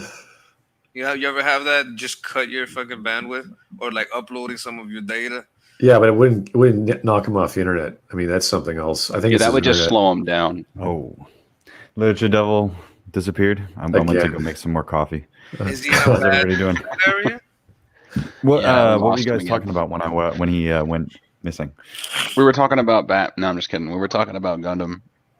We were talking about iron-blooded orphans. Iron-blooded orphans. Well, orphans is basically these kids. They call them human. What was it? Like human garbage, human debris. It's kind of like they're making their own PMC essentially. Right. And they get picked up from war, from wherever they are, and say, look, you know what? You're gonna die out there in the street, but if you let me put these machines in your back, you can operate these big machines, and I can use you, and you got a chance. So they take these people, they put like attachments onto their backs so that they can connect these people to these giant machines. And some of them are like, kids, but if you make it through the surgery, you make it. And you usually have to pay for your own surgery, right? And hope it works. And that's like your ticket out. Yeah, So that's the kind of like the dynamic is like very, very desperate people. And but they get connected to these machines, and it gives them the power to functionally be like warehouse robots or war robots or whatever is needed. They get picked up by paramilitaries, but they're treated horribly. The Occupation Army VPNs are fighting for dominance. Exactly what happened. I have several. Yep. That's just a starting point. I mean, I haven't even spoiled anything. That's just like a setting. So you get that from 5 minutes in. Let's see here. Well, thank you everyone for holding down the fort. Well, things happened again. Our So let's pleasure. see here. Well, KH, I'm going to start it over again, just in case I've missed anything. So Tyler Preston, thing Mission 5, Rooster Teeth tried creating their own Gundam with Genlock, but with the brains uploading into giant robots. Don't watch it; the show's crap. Yeah. I think that's which you might have been referring to, Sketch. That one with the brains and things like that.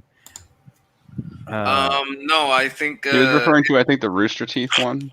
Yeah, it's the Rooster Teeth one. it's like a very digitally made right? Yeah. With colorful robots. One of them is like a girl that can't find her body. Don't want colorful robots. Want I think this color scheme for the original Gundam was very nice, very nice. 'Cause very basic, very nice. We don't need pastels and soft colors, and we don't need a She-Ra color scheme. Okay, ultimately. See here, KH and Wisho 2. Press F for Literature Devil. Yeah, twice already. Gemini Samimi, thank you for the 5. Appreciate that. I'm trying to find a Gundam show, a Gundam type show I saw in passing. The main character uses a anti-tank rifle. They got several Gundam suits. Now, that one sounds familiar to me. I think I've seen that one, more or less. I don't know what it is, though. Is anyone familiar with that one? No. There's all kinds of Gundams in like Gundam 00 because there's the sniper guy who's got a gigantic gun. There's like the fighter type, so he's like a plane. Yeah. So there's all kinds. You see that more outside of yeah, I guess you kind of see it in the original series, but outside the Universal Century, it gets very like boy bandish. Yeah, it kind of does. Because that's the one I saw. That's what Gundam Wing is the first one I saw. It does. It's very boy bandish. Very boy bandish. And see, occasion which the two. Maybe I should not have said that. That's fine. It's fine. It's going to happen regardless. So might as well. Alex RH Lobo, hi LD again. Well, hello, Alex RH Lobo. Hello.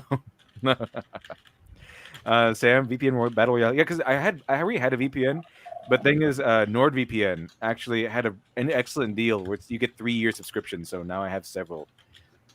I already paid for the other ones. I'm not getting rid of it. I didn't know you needed a VPN. You guys know this quote? Which one? Oh, Andrew Clark, quote right Game this hand of mine glows with an awesome power. Its burning grip tells me to... Yes, I know Yes, I know what's from. Tell me to defeat you. Take this, my love, my anger, and no. all of my sorrow. Shining finger. Shining finger. That's the dumbest name for any special power, like any special move I've ever heard. But Gotta I be like the show. kidding me. That it's called the Shining Gundam, so his main attack is called the Shining Finger. It's dumb. It's really dumb sounding move, but it's really cool if you watch it. Okay. This translator was trolling. Yeah, I bet he was. Why would Shining Finger? What should you call that's just be Shining special move, the Shining Finger. That whole series is really weird. It is really weird. It's weird even for an anime. It's pretty strange, but I kind of like it because you get to see all these weird stereotypes of other countries. Yes, it's fantastic. It's wonderful. It's wonderful. Yes, I really like the American guy. I always like to see the portrayals of Americans and it's too silly to take seriously. Honestly, it's just absolutely. And then, that's a good part of the show is the comedy stuff and the silly stuff, and then we get Master Asia and he's like everything goes back to seriousness. It's like okay, it's kind of weird. And then Master Asia will kill you with his towel. Let's see here. Alex Halo thing 2. Can we show the fun Fate animation video? I put in Discord. Okay, sure. I mean, I'll get a good Discord back up real quick. And let's see here. Dr. Crow, English 2. Appreciate that. For new chains for syphilis, and stop the VPN war. Maybe you got a VPN? Yeah, I have several of them. Because you gotta run if you don't run them right, they're gonna be all over each other. Yeah, they are. They cut are. each other out. They do all the time. You gotta see, yeah. I know I do it, but they're on automatic. So when we start, they automatically upload. I have to situate them out. I got to take care of business with them. They're rowdy boys. The rowdy boys use VPNs. Let's see. Jim Nice to meet me. Thanks for the five. And the guy who doesn't have a Gundam and uses guerrilla tactics after his unit was killed. Is that it? Because that seems like a 00, the MS Team sort of things. I remember I saw like 1 or 2 episodes of one of those other Gundam shows, and it had more of the ground tactics in there. Yeah. Like there's like a tank squad. Yep. And usually you don't really care about the tank squad because they're a tank squad in a show about giant robots. Tell me about it. But they did. And it was pretty interesting. And they got humanized. He was like, okay, squad, remember our tactics back in this last battle. They could take out Gundams with this stuff. I say, KH number 5. Also, if you are also into mecha anime, I have one recommended for you. Its title is Expelled from Paradise. It is worth you 2 hours of your time. Have you seen that one, Spud Boy? Sorry, which was it called? Expelled from Paradise. Don't think so. It sounds interesting to me. I like that. I like where the title intrigues me. I saw it. I saw it. You saw it? Oh, well, how is it? It's all right. I liked it. I enjoyed it. It's a little weird, but I get it. I get what they were going for. I think it looks nice. It looks beautiful, and yeah, I would definitely say let me see how I can put it. It's the dynamic is kind of like a love-hate relationship between a male and a female character. That's kind of like the theme going. Interesting. Interesting. But and this person comes from a different place, and they kind of have to work things out because one of them is like, okay, I'm hiring you to get me around here, and that's kind of like the dynamic. Is here, Alex Halo? Could you send me? Tell me where in the Discord you sent the video so I can check it out. Just let me know. You don't have to super chat it. Just let me know. Just tag me in the chat, and I'll check it out. Jim, nice to meet me. Thanks for the 5. Now that I think about it, the show might have been a mecha, not a Gundam anime. Yeah, I know there are several mecha anime out there. Well, it could be Origins too, because in Origins, basically, you get if you catch an episode and you haven't seen the whole series, everything that's going on during well, you know that the kids, they kind of like, they have a little bit of a scuffle. You know what I mean? I don't want to spoil it for anyone, but you know what I'm talking about. The literature Yeah. that you saw, right? So they had to use tanks. They didn't have Gundams, but it was in the Gundam universe. But it was, it was good tactic. It was well thought. I liked it. Interesting. Sounds good to me. I like the title of it, first of all. Mhm. Okay, so let's see here. All right, let's continue this for a little bit longer, and then we have other stuff to go through. TV series subtitled Advent of the Red Comet, which is one of the best things currently simulcasting on this video's sponsor, Crunchyroll. And I'm here to tell you why you should watch it, whether you're already curious about Gundam or not. To give you a bit of extra context, for most of my life, I haven't really been a Gundam guy. I was too young to enjoy Wing when it aired on YTV in the late 90s, and Gundam Seed just wasn't for me. So the first Gundam series I ever gave a proper shot, entirely of my own volition, was the Mari Okada penned Iron-Blooded Orphans, and the first Universal Century story that I ever dug into was the OVA version of Origin. So when I say that this series makes a fantastic entry point into the broader Gundam canon, I am speaking from personal experience. This is what convinced me to watch the original series, and while I'm still a pretty casual Gundam fan, especially by Gundam fan standards, some of those guys are pretty scary. I mean, they're all very lovely people. Where was I? Right. I am very much enjoying my gradual descent down the Gundam rabbit hole, and this is what pushed me into it in the first place. So what is it about this series that's so compelling? Well, Gundam the Origin is certainly an easy-to-appreciate series. And that part was weird. There's like a knight guy going in there to assassinate people. Yeah. I thought that'd be a special guy, like a reveal that this guy is like some guy we knew from the original series, but apparently not. He just kind of dies. Well, it's just an assassin. He used it as a disguise, but it lends to, yeah, it leaves that mystery there. I kind of enjoyed that, but I see what you mean. Yeah, and one thing I really enjoyed about the origin story about Char Aznable was how they depicted Ramba Ral and how he's like a big character in the original series, but they made him so cool in this one. Absolutely. He's loyal. He's a good soldier. He has his own dad who died because of the machinations of the enemies and everything. So, Well, this is a recent entry, but it is still staying true to, lending humanity to both sides, to showing perspective and nuance, which is what I appreciate about Origins, and what is appreciated about most of the really well-known and well-loved Gundams. yeah, Alex Halo says, "Don't worry, he'll say he likes it, then years later say he hates it, and it's terrible and it's sexist." Yeah, probably. Mother's Basement is very far left. I think he's one of those crazy weirdos, actually. But usually when crazy weirdos talk about their passions, like the real passions, not the fake passions, the fake geek girl kind of thing, they're actually human. They kind of regain the humanity for a little bit. So sometimes.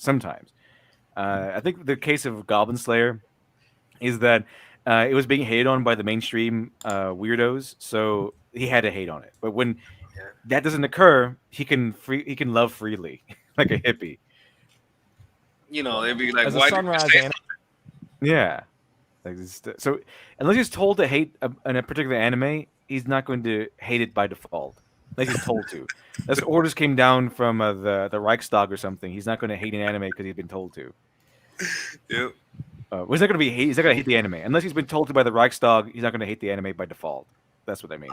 I like the scene though. That fight was pretty good, right? It was a really cool scene. It was really the assassin comes in with a suit of armor and everything, and tries to assassinate everyone with a sword. That's a really interesting way of doing things. But it's just like, okay, I just was just kind of disappointed because he's in a suit of armor, and there's no face or anything like that. So I thought it was going to be, what's going to be the reveal? It's going to be like someone else, maybe Amuro's dad or something. I don't know. No, but that he's faceless, kind of like, let me explain it. It kind of shows that pressure that he always feels, because from nowhere, no face may come and take, me and my sister. You know what I'm saying? Oh yeah. I understood why they did it. Is that they kind of set up a mystery, and then they never fulfilled that mystery. It's a mystery Maybe. box. Could be.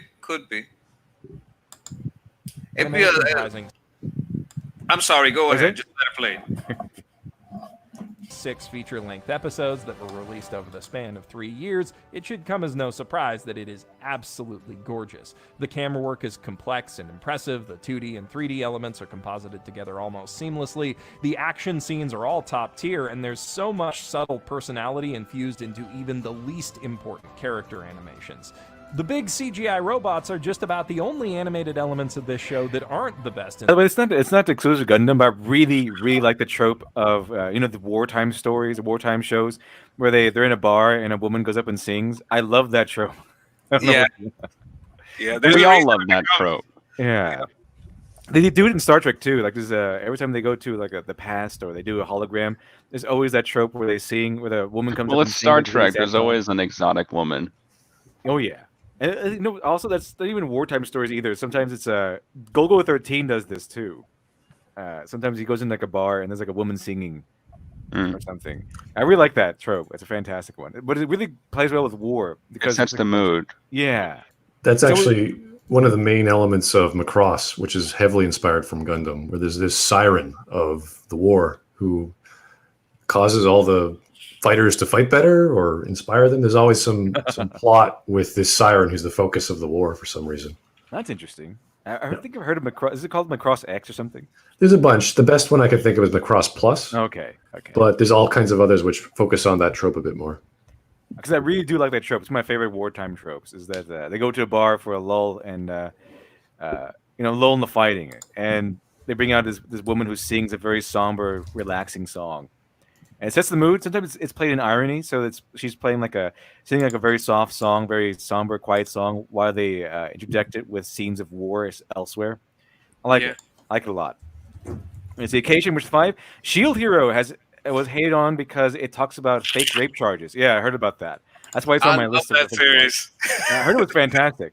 And I think there was this one scene, I think I saw it, where he's going to the bathroom and one of the female companions like holds him back and says, "Hey, did you know about letting women go first?" And he's like, "He wants true equality. I can't let you go first." And so they race to the bathroom instead.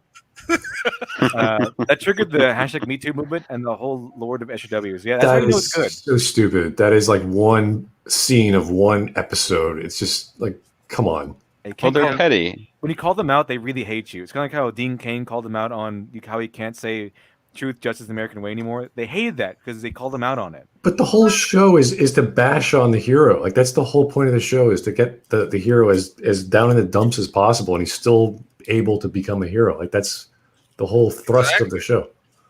Well, I would say that's that's what I would say about Iron-Blooded Orphans, because what you have in Iron-Blooded Orphans is that their life has been shit, but they don't blame the universe. They want to do something about it. They want to get in there. You understand? They don't. That's what I mean. Maybe wait a minute, Smug Boy, I think it is. Yes. You saw it, right? Yeah, so what I'm saying, like that's obviously an inversion of the isekai genre, where it's like, okay, now he's at another world. Now what's the big deal? Oh, he's a blessed hero. He's got the shield, but everyone else has like a sword or a spear. But on top of that, it's like everyone's against him. They all think he's trash, and they all think he's and from the get-go, even the king in the beginning just hates him.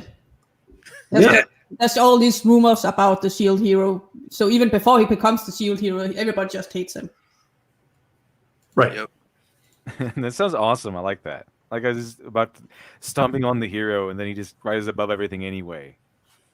And he hates everyone. It doesn't matter. He still hates everyone.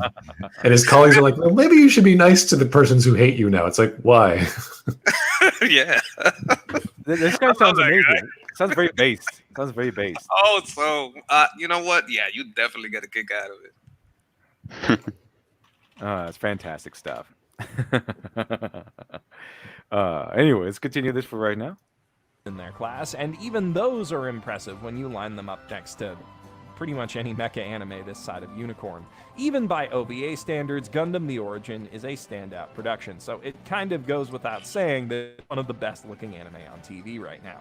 If you're a Sakuga addict, especially one who appreciates great character animation, this series is going to be like crack to you.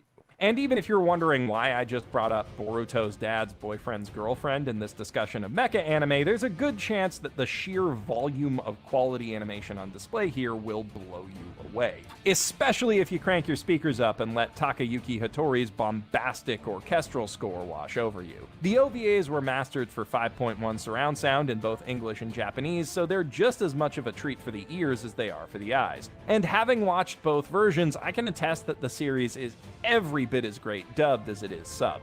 Only the sub version of the TV broadcast is currently available. Oh yeah, I remember that scene in the original or the Origins. Like he is a he thinks Char is his friend, but he kills him in the original series. Like Char betrays him. It kind of begins with his revenge against the Zabi family with him. It was great. It was great. Char's cold. He is. Yeah, he's almost sociopathic. He lets an innocent guy die so he can take his name.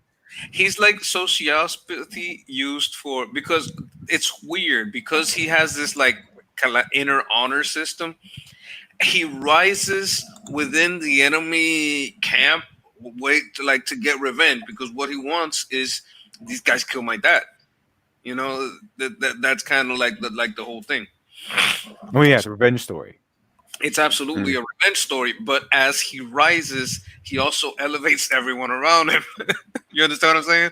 Yeah, Just exactly. Because of his natural charisma and his charm, and you like almost want him to and that's what makes it a little weird with him. It makes him a very interesting character. You can kind of like see the nuance. He's kind of like Hans Landa from Inglourious Basterds a little bit. Like, he's very personable, very clever. But Char, I think Char is maybe a less evil Hans Landa. Yeah. Is he a Barry Bend? That's Konosuba. The main character always brings up true gender equality. Oh, okay, that's Konosuba. Okay.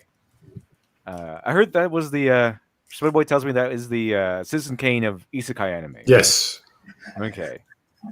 Maybe I should try watching that one day. It's just complete joke. It's so funny and everything works so well. You're just like, how did they make this thing? It's just everything's so great.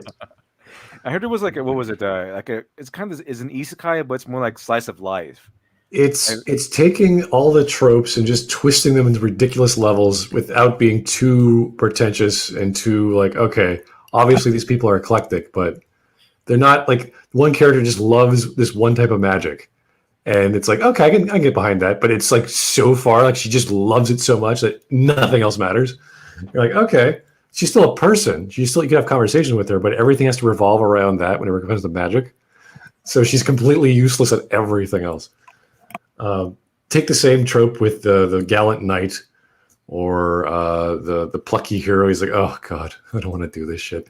So there's all sorts of things that a lazy gamer can relate to, and with RPG mechanics and stuff like that, sort of thrown in there but making fun of the isekai genre specifically. That sounds pretty good, actually. I just keep hearing so much about it. That's why Shield Hero is also good too. It's not as comical; it's a bit more serious. I know Shield Hero. I don't know the other Isuwatsa. What was it called? Konosuba. It's the best. Konosuba. Citizen Kane. Oh, it's fantastic. Isekai anime. Medicare said it was like he was described to him as the Citizen Kane of anime altogether. Right? Wow. Narrowed down to isekai. It's an isekai genre. Okay. Yes. Fantastic. Maybe we should check this out. The internet is an isekai anime. Pretty much, more or less, sort of. I like the reverse isekai. The one is kind of like reverse isekai. It's called Devil as a part timer. I like that one. Where he comes from a fantastical world because he's the devil of the. You would like that one. Oh, absolutely. He's a bad guy who loses. He's like a bad guy of a traditional RPG story, and he loses, and he just goes to our world, and like he doesn't have any magic, so he has to get a job and stuff. He gets a job at McDonald's, like that version of McDonald's, and the hero has to go after him, and then she doesn't have any magic, so she has to get a job just to live there. Okay. I love it. It's fantastic. I really like the show. Unfortunately, it had one season and it left off on a cliffhanger. But it was good. It was good. I really liked it. I really enjoyed it. Devil's a part-timer. I see. Alex Halo, thank you much for 2. Explosion Girl is a Junimaya Konosuba. Really? Is that true, Spud Boy? Is that Well, I don't know how you want to think of her, but I guess you can call her Explosion Girl. That's not inaccurate. So it's just we need a mage in our team. How about that girl over there? It's like, okay, what could she do? Oh, explosion magic. That's the strongest magic. Wow. And that's all she knows. The problem is, as soon as she uses it, she's worthless. You only have one cast one day, and then she falls asleep because it's so exhausting. Now that reminds me of the whole trope of I think D&D players say this, where the mage or whatever the wizard they take fireball and they just do fireball all day and then that's it. And yeah, magic missile or whatever. Yeah. What do you say? A fireball is the best spell. That's what I've heard. It's like this massively destructive spell that kills enemies and allies alike. Yeah, it burns everything. It's great. It just burns everything. Explosion Girl. The great thing about that is the actual movie delves into that specific character for whatever reason. I don't know why they chose her. And the entire village she comes from are a bunch of lunatic mage. Like they're just like, oh, I'm the strongest mage, and we know this, and unfortunately Megumin only knows explosion magic. So it's just funny because they're all like crazy, retarded about magic. That reminds me of this other little web comic called 8-Bit Theater. It's very old. God, yeah. But the black mage, he has one spell. He can take like one spell. He can do it once a day. He is the Hadouken from Street Fighter or whatever. It just annihilates a village. Yeah, but it's really powerful. So you can annihilate anything with it, but he can only do it once a day or something. Right. That's all he can do. If once he expels that spell, he's useless. And it's got like a 24-hour recharge. Yeah, pretty much. He's like, how come we couldn't take other spells? Because that's awesome. This spell's awesome. Okay. I think Black Mage though was like the main character of that one. Of that series. Yeah, it's very similar because that's pretty much a big joke on the role-playing game genre, where you have the fighter who's a moron, but he's a genius with swords, and that's it. Like that's all he does. So imagine the personality of a moron running around with swords. Like, oh my god, get away from this guy. It's like if Goku were obsessed with swords instead of martial arts. Something like that. Yeah, you're right. Goku is a moron. He actually is. But the best of that 8-Bit Theater was the Red Mage, because he was just like the perfect, not the perfect. Like take the D&D guy who's like wants to be the best at anything, but he doesn't have all the stat points. So he's constantly re-rolling his characters. Yeah, I think he could be described himself as a min-maxer or something. He's like, he should be the brainy guy. He's like, okay, here's what we do. We do this and this and this and this. Like, it doesn't even work. Yeah, that's why he's a Red Mage, because he can do anything, but only like he's a jack of all trades but master of none. So he has to like re-roll himself over and over again. Yeah, to get really good at something. He's not the best at anything, but he can do a lot of things. I think he tried to like fight White Mage. He's like, hey, I'm a healer. Oh, right, fantastic. We'll have you on. And then Red Mage kind of convinces everyone to kick her out because you can only have 4. He's like, why? How come we can only have 4? That's the rules. Yeah, that's how you do it. That's how you do it. I love swords. Oh, we'll go with this guy. Yeah, because his last argument was I love swords. And then fighter's like, oh, you're in. Like, what? Is this like in a rule book or something that I don't? It's called 8-Bit Theater. It's online. It's free. You want to check it out? It's pretty old, but it's fantastic. They make fun. They make fun of all the Final Fantasy games, some of the Square Enix games like Chrono Trigger. They bring in Magus, where they sort of flesh out the characters more. Where Black Mage ends up getting blue magic. Yeah. The problem is because in order to be a blue mage, you have to get hit by the spell and survive it. So Black Mage gets hit by Imp Crush, I can't remember what it's called, but basically just someone knocks him in the balls. And he's like, oh. Also, now I have this spell. That's a bad spell. It's a pretty good series though. It's very very funny. I find it hilarious. No, I thought you were like watching like what we were watching the other time. Well, not we were watching that. I was watching you guys see like what's it like to go to Canada D&D and what's it like to go to Florida D&D. Oh, those are funny. Those are hilarious. Yeah. Florida was crazy. Would you guys ever play? Would you ever do that? We're planning to maybe on Sunday. Hopefully, if everyone can get together, we're doing a Star Wars themed one on Sunday. Oh, that sounds awesome. I don't even know what channel we're going to do it on, but that's the plan so far. Hopefully, if anyone can make it. Let's see here. see. GBOF Sid, thank you for the 5. Konosuba meets Rocky and Bullwinkle. Rocky and Bullwinkle. Now, so would that be interesting? I know Rocky and Bullwinkle. I know I've seen that show. I like that. Is that a Canadian joke? What is that? I guess. I don't know, but I know Rocky and Bullwinkle. I like that show. I like Flying Squirrel and Fearless Leader.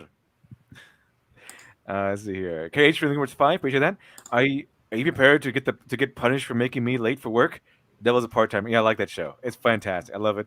And it's really funny because he takes a general with him, because one of his top general, the only one that survives, and they have to live with each other in a small apartment, so everyone thinks they're gay. Because the general is useless at things. He can't get a job, so he basically just stays home all day, takes care of all the laundry and cooking, while the devil goes and works at McDonald's. That's funny. And he keeps the money too. He's like, how dare you buy this and that? We have no money. You need to stop spending so much, master. But he's really loyal too, so it gets really cringy. So whenever he makes a mistake, he'll start crying and begging for forgiveness, even in public. So he's like, stop that. It's weird. But it's fun. It's hilarious. I found it very hilarious and all right, very entertaining show for what we got. And the English dub is I thought it was really interesting because they say like they use all the contemporary language to their own. It's like done very well. It's all done very well because it's very hilarious. I liked it. He's always he like starts putting away he wants to his plan was to escape to another world so he can regroup and then go back and retake the world that he lost. Then so he gets a job. He starts to okay. Here's what we do. We're going to start getting a job. We're going to rebuild our forces and everything. Then he kind of likes the job, so he kind of just stops wanting to go back. But he's a devil, so he's a good work ethic, and so he quickly becomes like the best employee of the year and everything. And he gets really excited about I'm employee of the year. I've been I got a. Oh, he's really motivated. He's really motivated. He doesn't look down on the job. He's like he doesn't look down. Like he's just he's really into working hard, and he respects it. So it's not like he looks down at working McDonald's or anything. To him, that's the best thing of all. It's just having something to do, something to work at. So it's really interesting. It's really interesting. Well, you know what? You do what you can do. Yeah. And he actually knows more. He actually acclimates better to that world than the hero does, who's just like a regular. She's like half angel, but she's basically just a human. And he acclimates way better. He's like, okay, here's what you did wrong. She gets a job too, but he knows his stuff way better than she does. It's really good. There's a lot of funny stuff in there. So I think it's reverse isekai because it's a guy coming from a fantastic world and living in a regular one. I think this. I never heard of reverse isekai, but that's pretty much what I would describe it as. Okay. Anyway. On Crunchyroll, but if you live in the US and you'd prefer to watch the dub, that is about to air on Toonami starting July 6th. Now, with all the time I've spent on preamble and lavishing praise on its production values, you might be wondering if this anime's story is any good. And that's a fair concern to have. One pitfall that prequel stories often fall prey to is not actually being stories at all so much as they are narratively justified fan service dumps. And Origin does show symptoms of that problem at certain moments. There are a lot of times when Char's life coincidentally intersects with major and minor characters from the original anime, and when I first watched this without having seen that anime, I didn't even need to point those. There's Rumbarol. He's one of my favorite characters in the original. That's the man. Rumbarol is awesome. Here he looks kind of weird. I don't know. He kind of a tiny mustache. What is that? But he even in this origin story, he's a really awesome character. I enjoyed him a lot. Rumbarol, he's a man's man. I like Rumbarol. He's. I wish that he didn't die the way he did in the original series, but he did go out in an incredible fashion, though. I think they if you've only seen him in the original, and you see this, you think they honored him.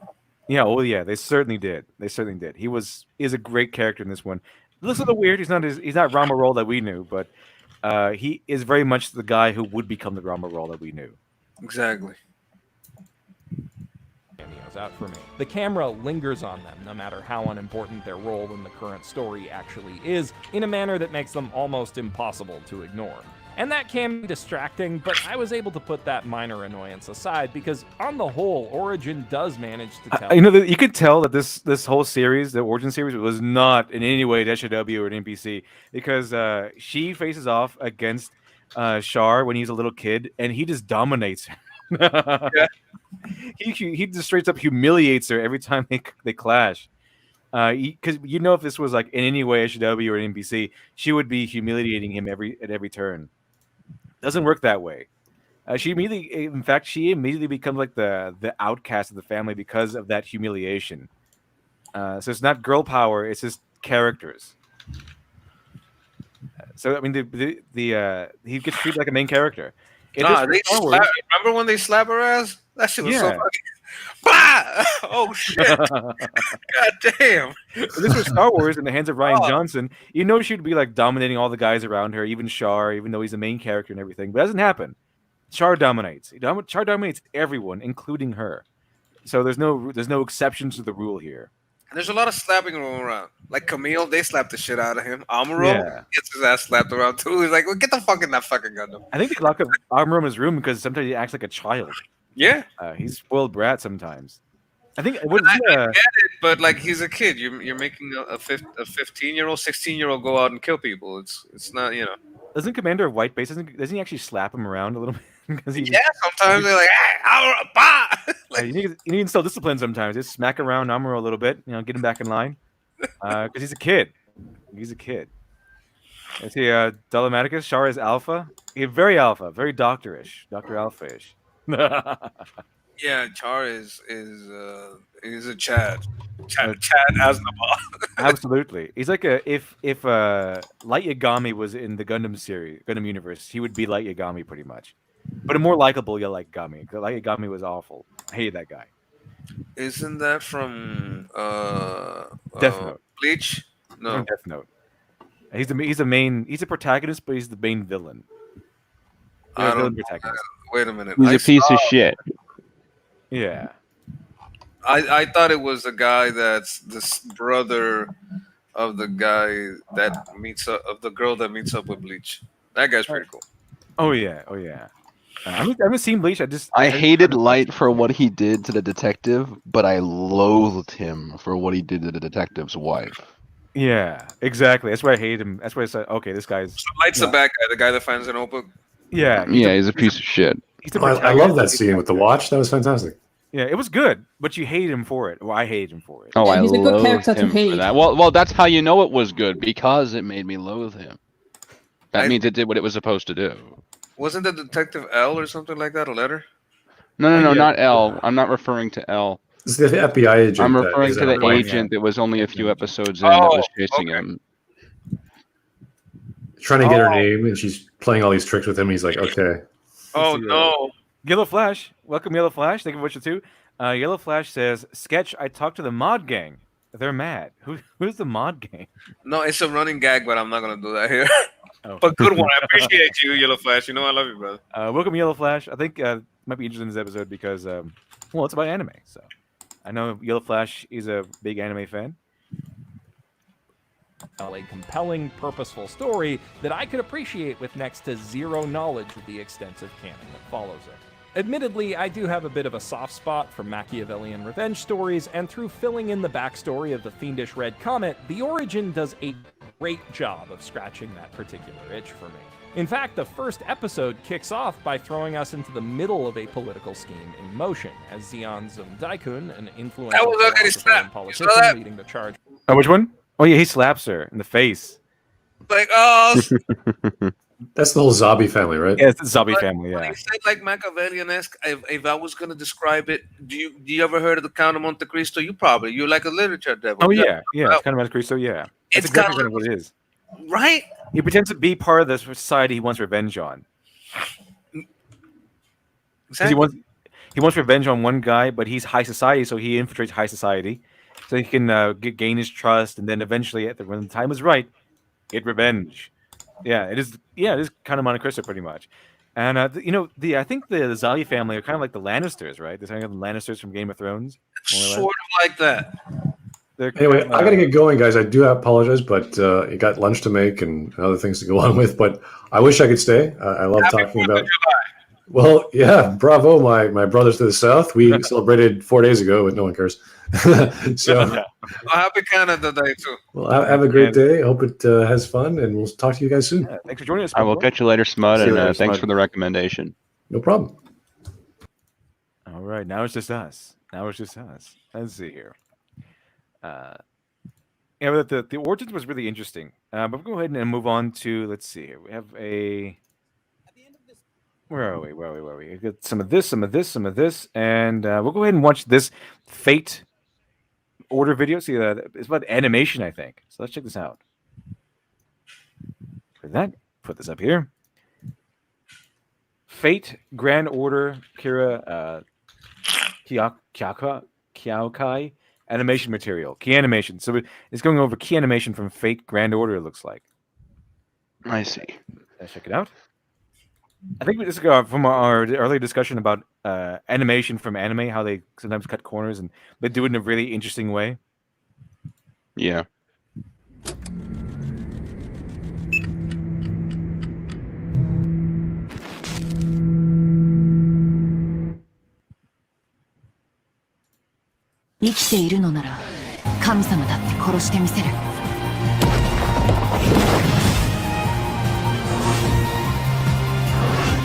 フェイトグランドオーダー空の境界コラボイベント開催。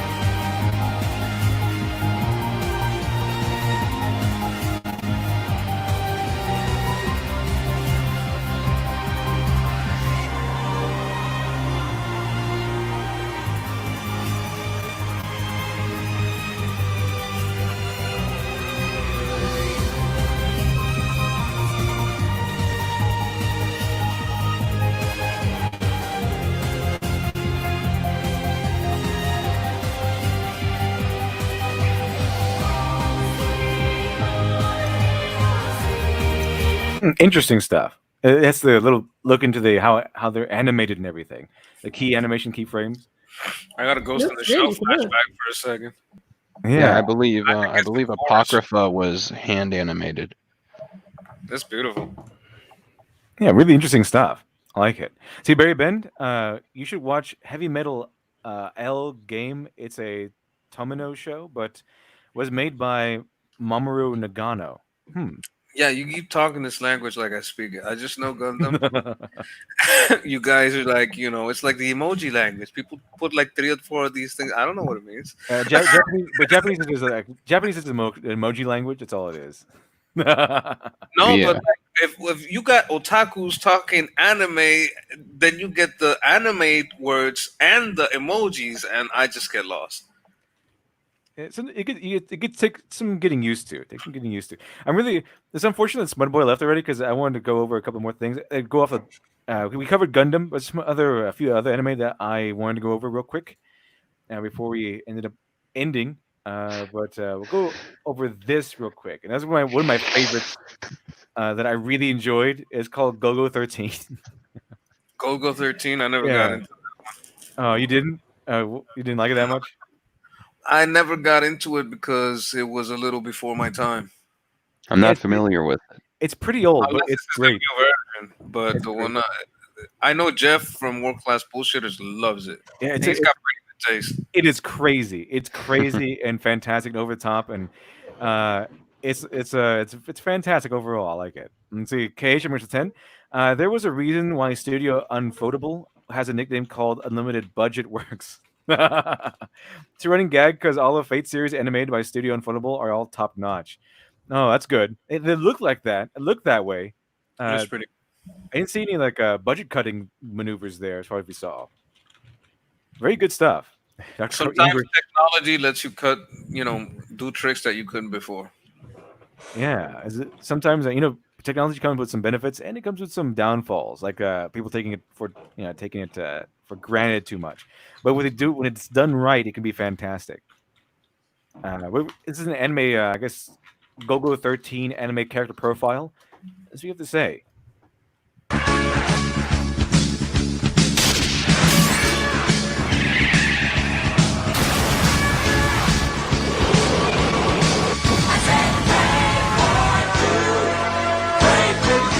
He's a professional sniper whose quote is, Do not stand behind him if you value your life. Welcome to the first of many character profiles, where this video features one of Japan's oldest characters, Duke Togo, aka Gogo 13. First appearing in big comics during November 29, 1968, Gogo 13 has, to this day, been known as Japan's James Bond, and he's more than worthy of that comparison. Gogo's occupation is being a hitman. He's not a spy, really. I guess you could say that, but he's an assassin rather than and he's a lot darker than James Bond. It's a lot more. It's a show that's a lot more serious. A lot more serious. I'm sorry, I meant to say Lupin. This is different. I think Okay. I know what this is, but yeah, I've heard of this, but I've never really gotten into it. But it can get really crazy with some of assassinations. Like he usually uses like a rifle to. He's a sniper. He's a sniper assassin. So his whole thing is accuracy and being able to shoot accurately and by almost superhuman means. Looks like Hitman here. Yeah, except without the actual setups and stuff. Sometimes he sets things up sometimes, but it gets crazy. Like one time, there's a guy on an island, and his house was made by a professional sniper assassin, a counter one, so that he knows that his house is safe from any sort of assassination. But Gogo 13 hires a helicopter, and he flies over the base of the compound. And he fires a bullet at the water right when at the pool, right when it was like churning a little bit, and he bounces the bullet off the off the wave and shoots the guy in the head. Jesus Christ! I don't know. There's also a time where he assassinates a Trump stand-in. His name is Crump, and he kills him in Crump Tower, and he gets a special modified gun that dissolves in soup, so you can he can get rid of it. It's great. It's over the top. All right.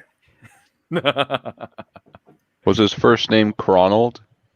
Maybe I forget what his first name was, but he's a real estate mogul too. So it's like the proto hitman. Pretty much. It's a KH from Witcher 2. I prefer Agent 47 from Hitman series. Oh, so do I. But this is just this is so over the top and ridiculous. There's one time where they tried to take down Gogo 13 by accidentally making a movie star. So what they did was they hired him to. They hired a bunch of actors and they gave him scripts and everything. They thought they're going to do a movie. So they did a thing where they hired a bunch of actors who actually lived out assassination attempt, and they had the actress hire Gogo 13 while she's under the impression of her that being in a movie, and she thinks that he's part of the movie when he's not. And the whole thing is that they're going to try to capture Gogo 13 on film and have him be part of a movie, and then make him a big movie star, so you can't really move around the world with impunity anymore because he's a movie star now. That's a little wow. That's a little contrived. It's insane. It's absolutely insane. So that's why I like it though, because it's every single episode is so insane. It's ridiculous. But Okay. the spectacle is how insane it gets. There's this one where like he's trying to assassinate a guy in a prison, and his cell, the prison has like a rotating door. It's like You ever play that tabletop game that's like a mousetrap, but it's like overly complicated? Is it called Mousetrap? Yeah, but Yeah. there is a name for that type of device. A Rube Goldberg machine. Rube Goldberg machine. That's what it is. That's what the episodes are like. More or less, yeah. More or less, pretty much. Okay. It's great. It's Who is willing to work for anyone at the cost of his usual fee of $3 million. He may be expensive, but his skills are worth every penny. Duke Togo is infamously known in the underworld for his unrivaled long-distance shooting with a customized M16 rifle. His highest known shooting record is a distance of 2,000 meters, equaling a bit over a mile long. On a regular basis, he seems to shoot from at least 1,000 meters, Regardless of distance, Gogo 13 has shown to be capable of pulling any shot in pinpoint accuracy, and I literally mean pinpoint accuracy, such as shooting a string of a Stradivarius, the lid of a wine glass, annoying revolving doors. He even shot through bulletproof glass, all from this outrageous distance where the lens is deemed impossible for even the greatest eyesight. However, these obstacles pose no threat to his eyes or his skills. Even if the video quality is terrible, his eyes can still make out details that a machine can barely recognize. To make matters even more unbelievable, his accuracy in shooting are highly more advanced than the best weaponry available, being the XM29 and the F2000, and whatever this thing is.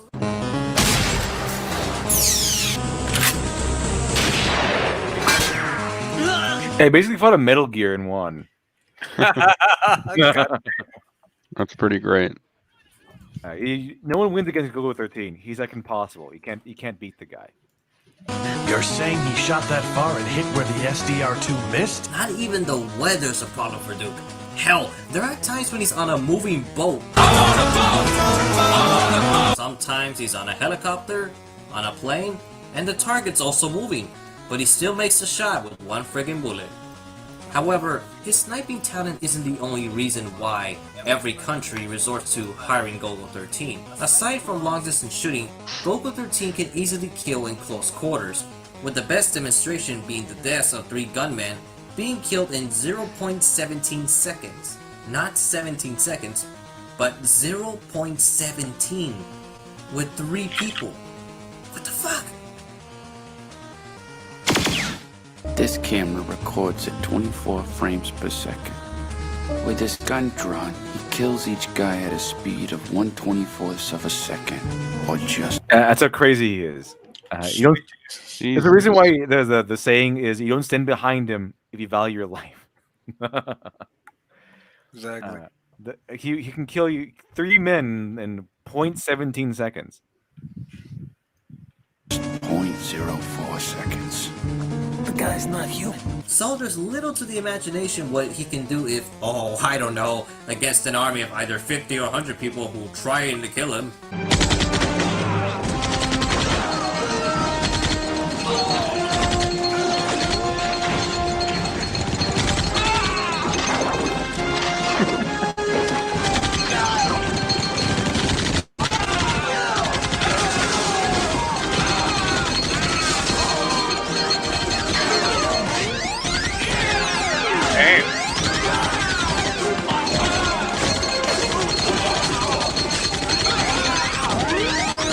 Yeah!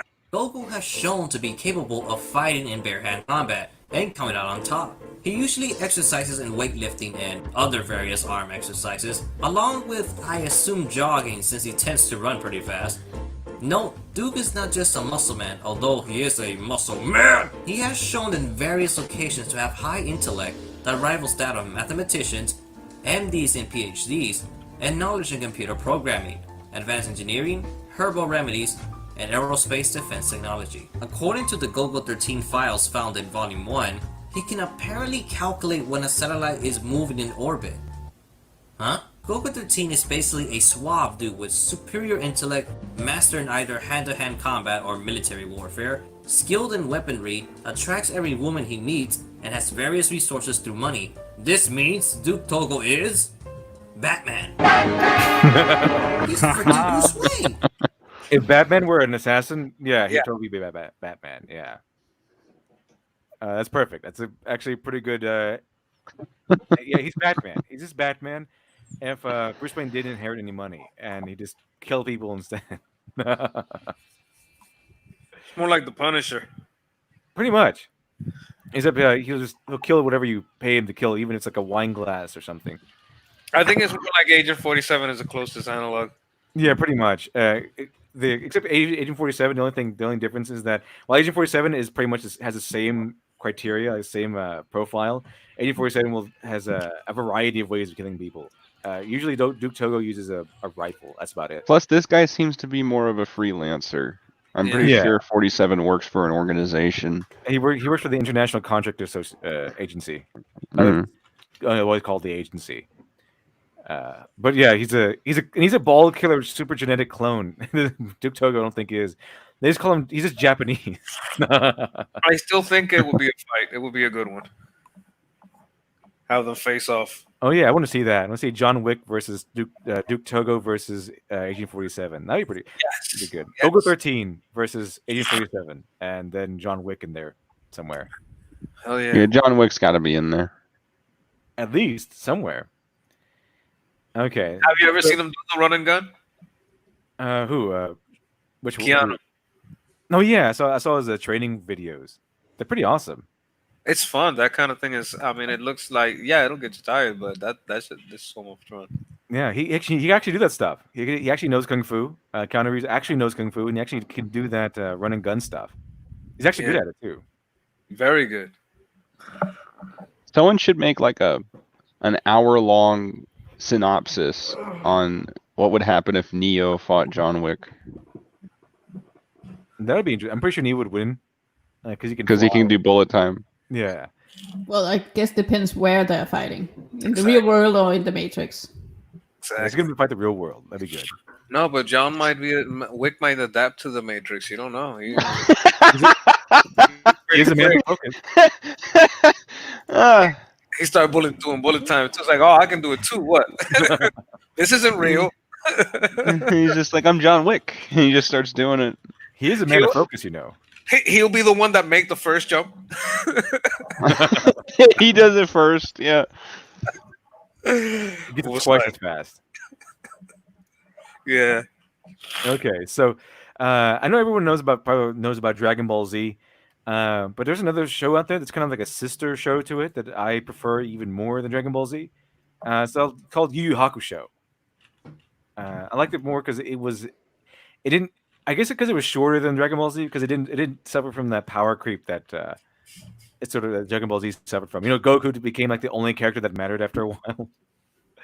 Yeah. So here's a Yu Yu Hakusho. I'm not sure if you heard about it before, but this is I saw this on I've seen Tsunami, it. and I enjoyed it quite a bit.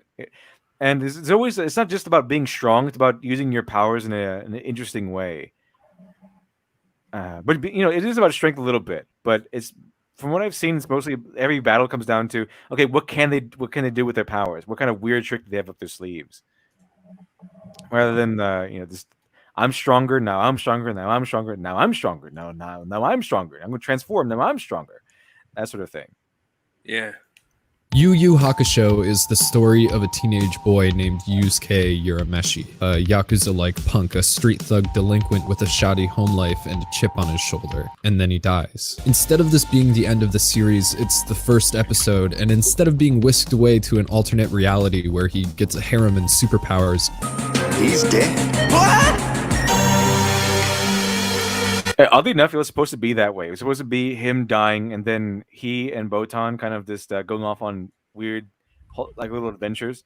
But then they decided to make it into a more of a fighting sort of story.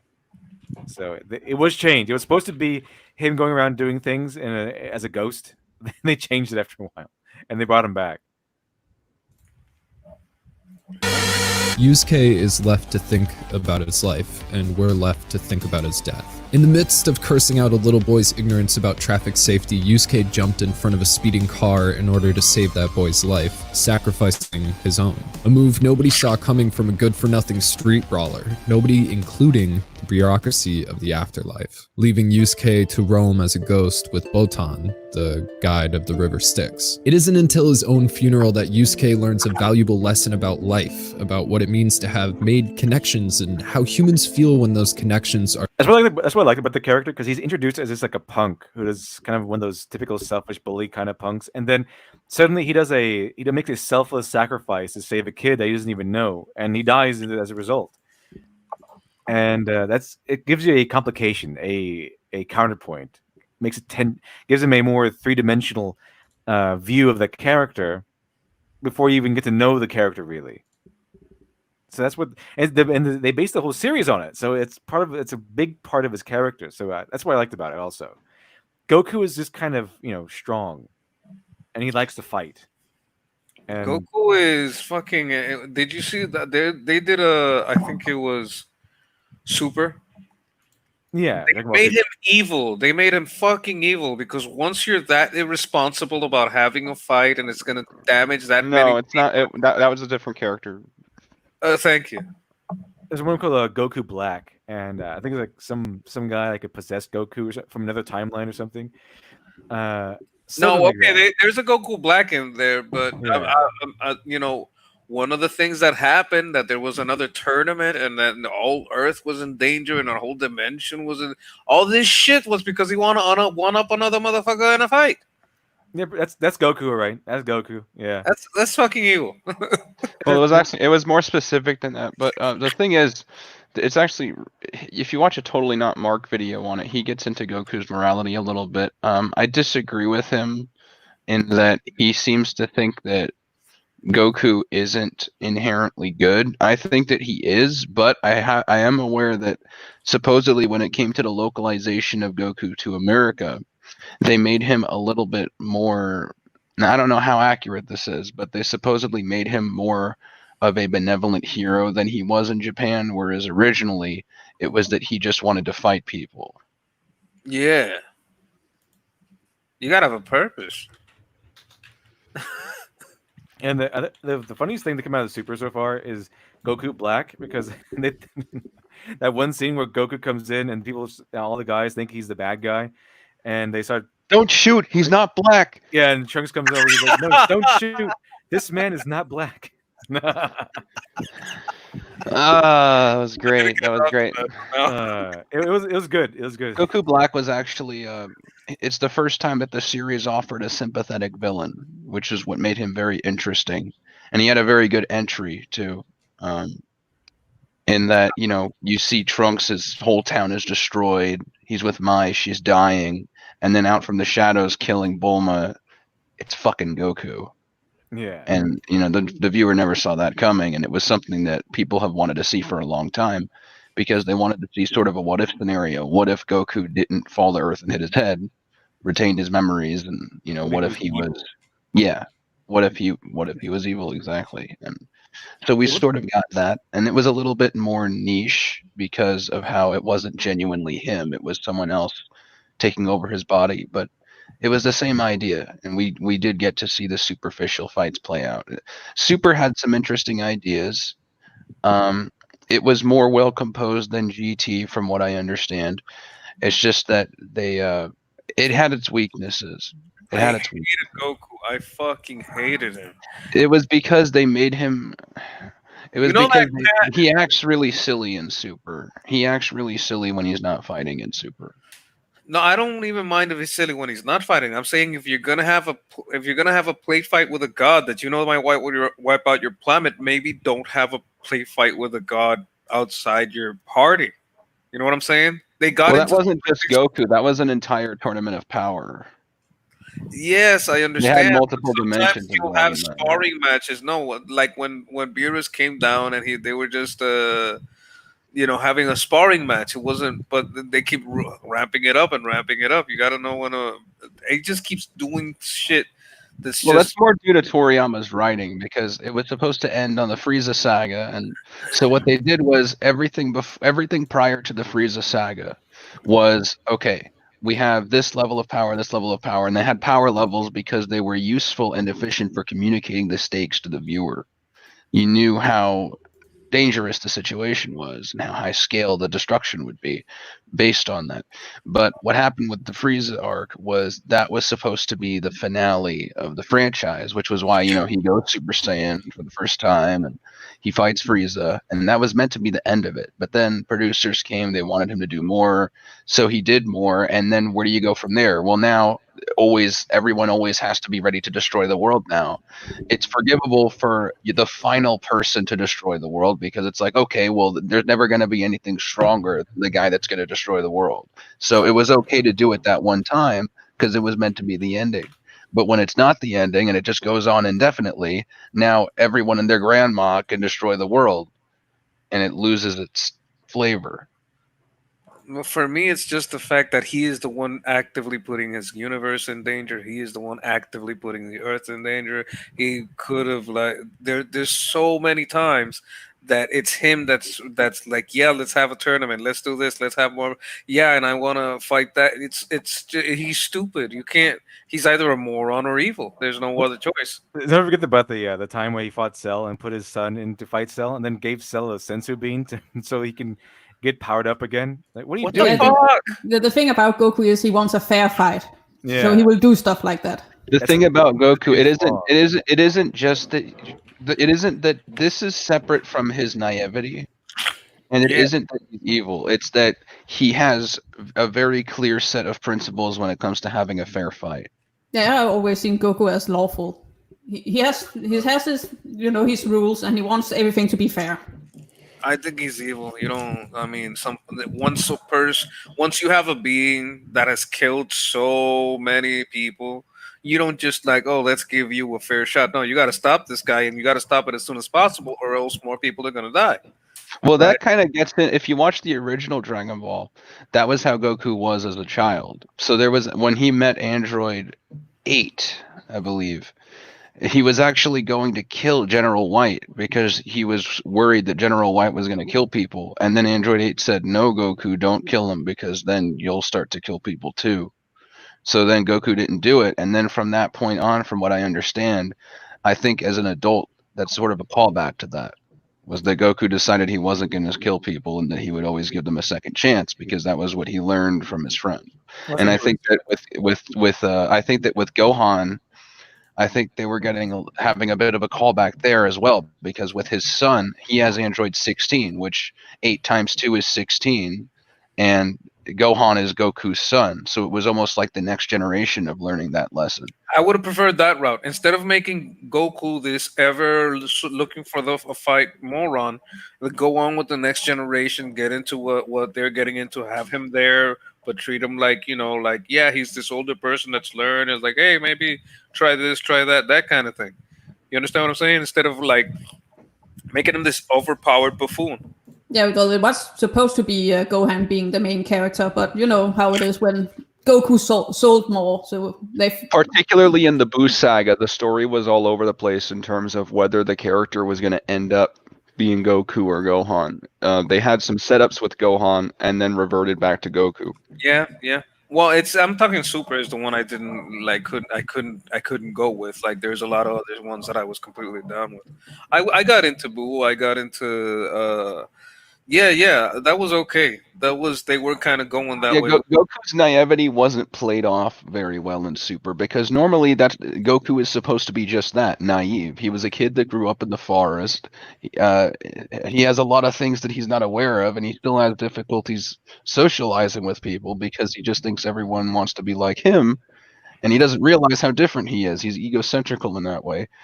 And he was a static character for that reason. But then in Super, he just starts to get dopey in moments where there's no business for him to be dopey. And then brilliant all of a sudden. He's not familiar with, just to act stupid in Super, just to kill time, just for filler. Man, that last one I don't talk about this all day. I mean, Market 3D, thank you for the 400 huffs of internet gas. Appreciate it. Yu Yu Hakusho is better than Dragon Ball. Dragon Ball Z and Dragon Ball is better than Dragon Ball Z. Controversial, I know. Actually, I agree with you. I like Yu Yu Hakusho. I think it's better than Dragon Ball series, in my opinion. I like it. I personally like it better. I think Dragon Ball is way better than Dragon Ball Z because it had the mythology, it had everything. It was amazing. I really like Dragon Ball, and then Dragon Ball Z is kind of where things fell off the wagon. But yeah, I would agree with you, Market 3D. That's the way I feel as well. I don't really think it fell off the wagon in Z. I just think that Z wasn't as consistent with its structure in that most of its most memorable moments came with the Cell saga and with the Buu saga, and the Buu saga was the worst written saga in the franchise. Yeah, that's the problem. I mean, which is a shame because Majin Vegeta was the most well written thing in the show, and it was in the worst written era. Yeah. But I still you had all those years of character development, and it was inserted in the worst. It was inserted in the worst saga. Do you think Buu is worse than Super? Which is worse, Buu or Super? I think that Made you think, right? They're both Yeah, that's a good question. That's a good question. Here's the thing: I've seen some of the Boo Saga, and I've from what I know, I think that overall Super is more well composed than the Boo Saga, but I think the Boo Saga had better ideas. I've not seen Like, Super actually. I saw the movies, and the movies were great. I mean, well, good. I really enjoyed the movies. there's a reason for that, Devil, and the reason is that Super's anime was based on the movies Resurrection of F and Battle of Gods, and the problem is that was where a lot of mistranslation came in because those were stories that were designed to be in movies, not anime. Yeah, exactly.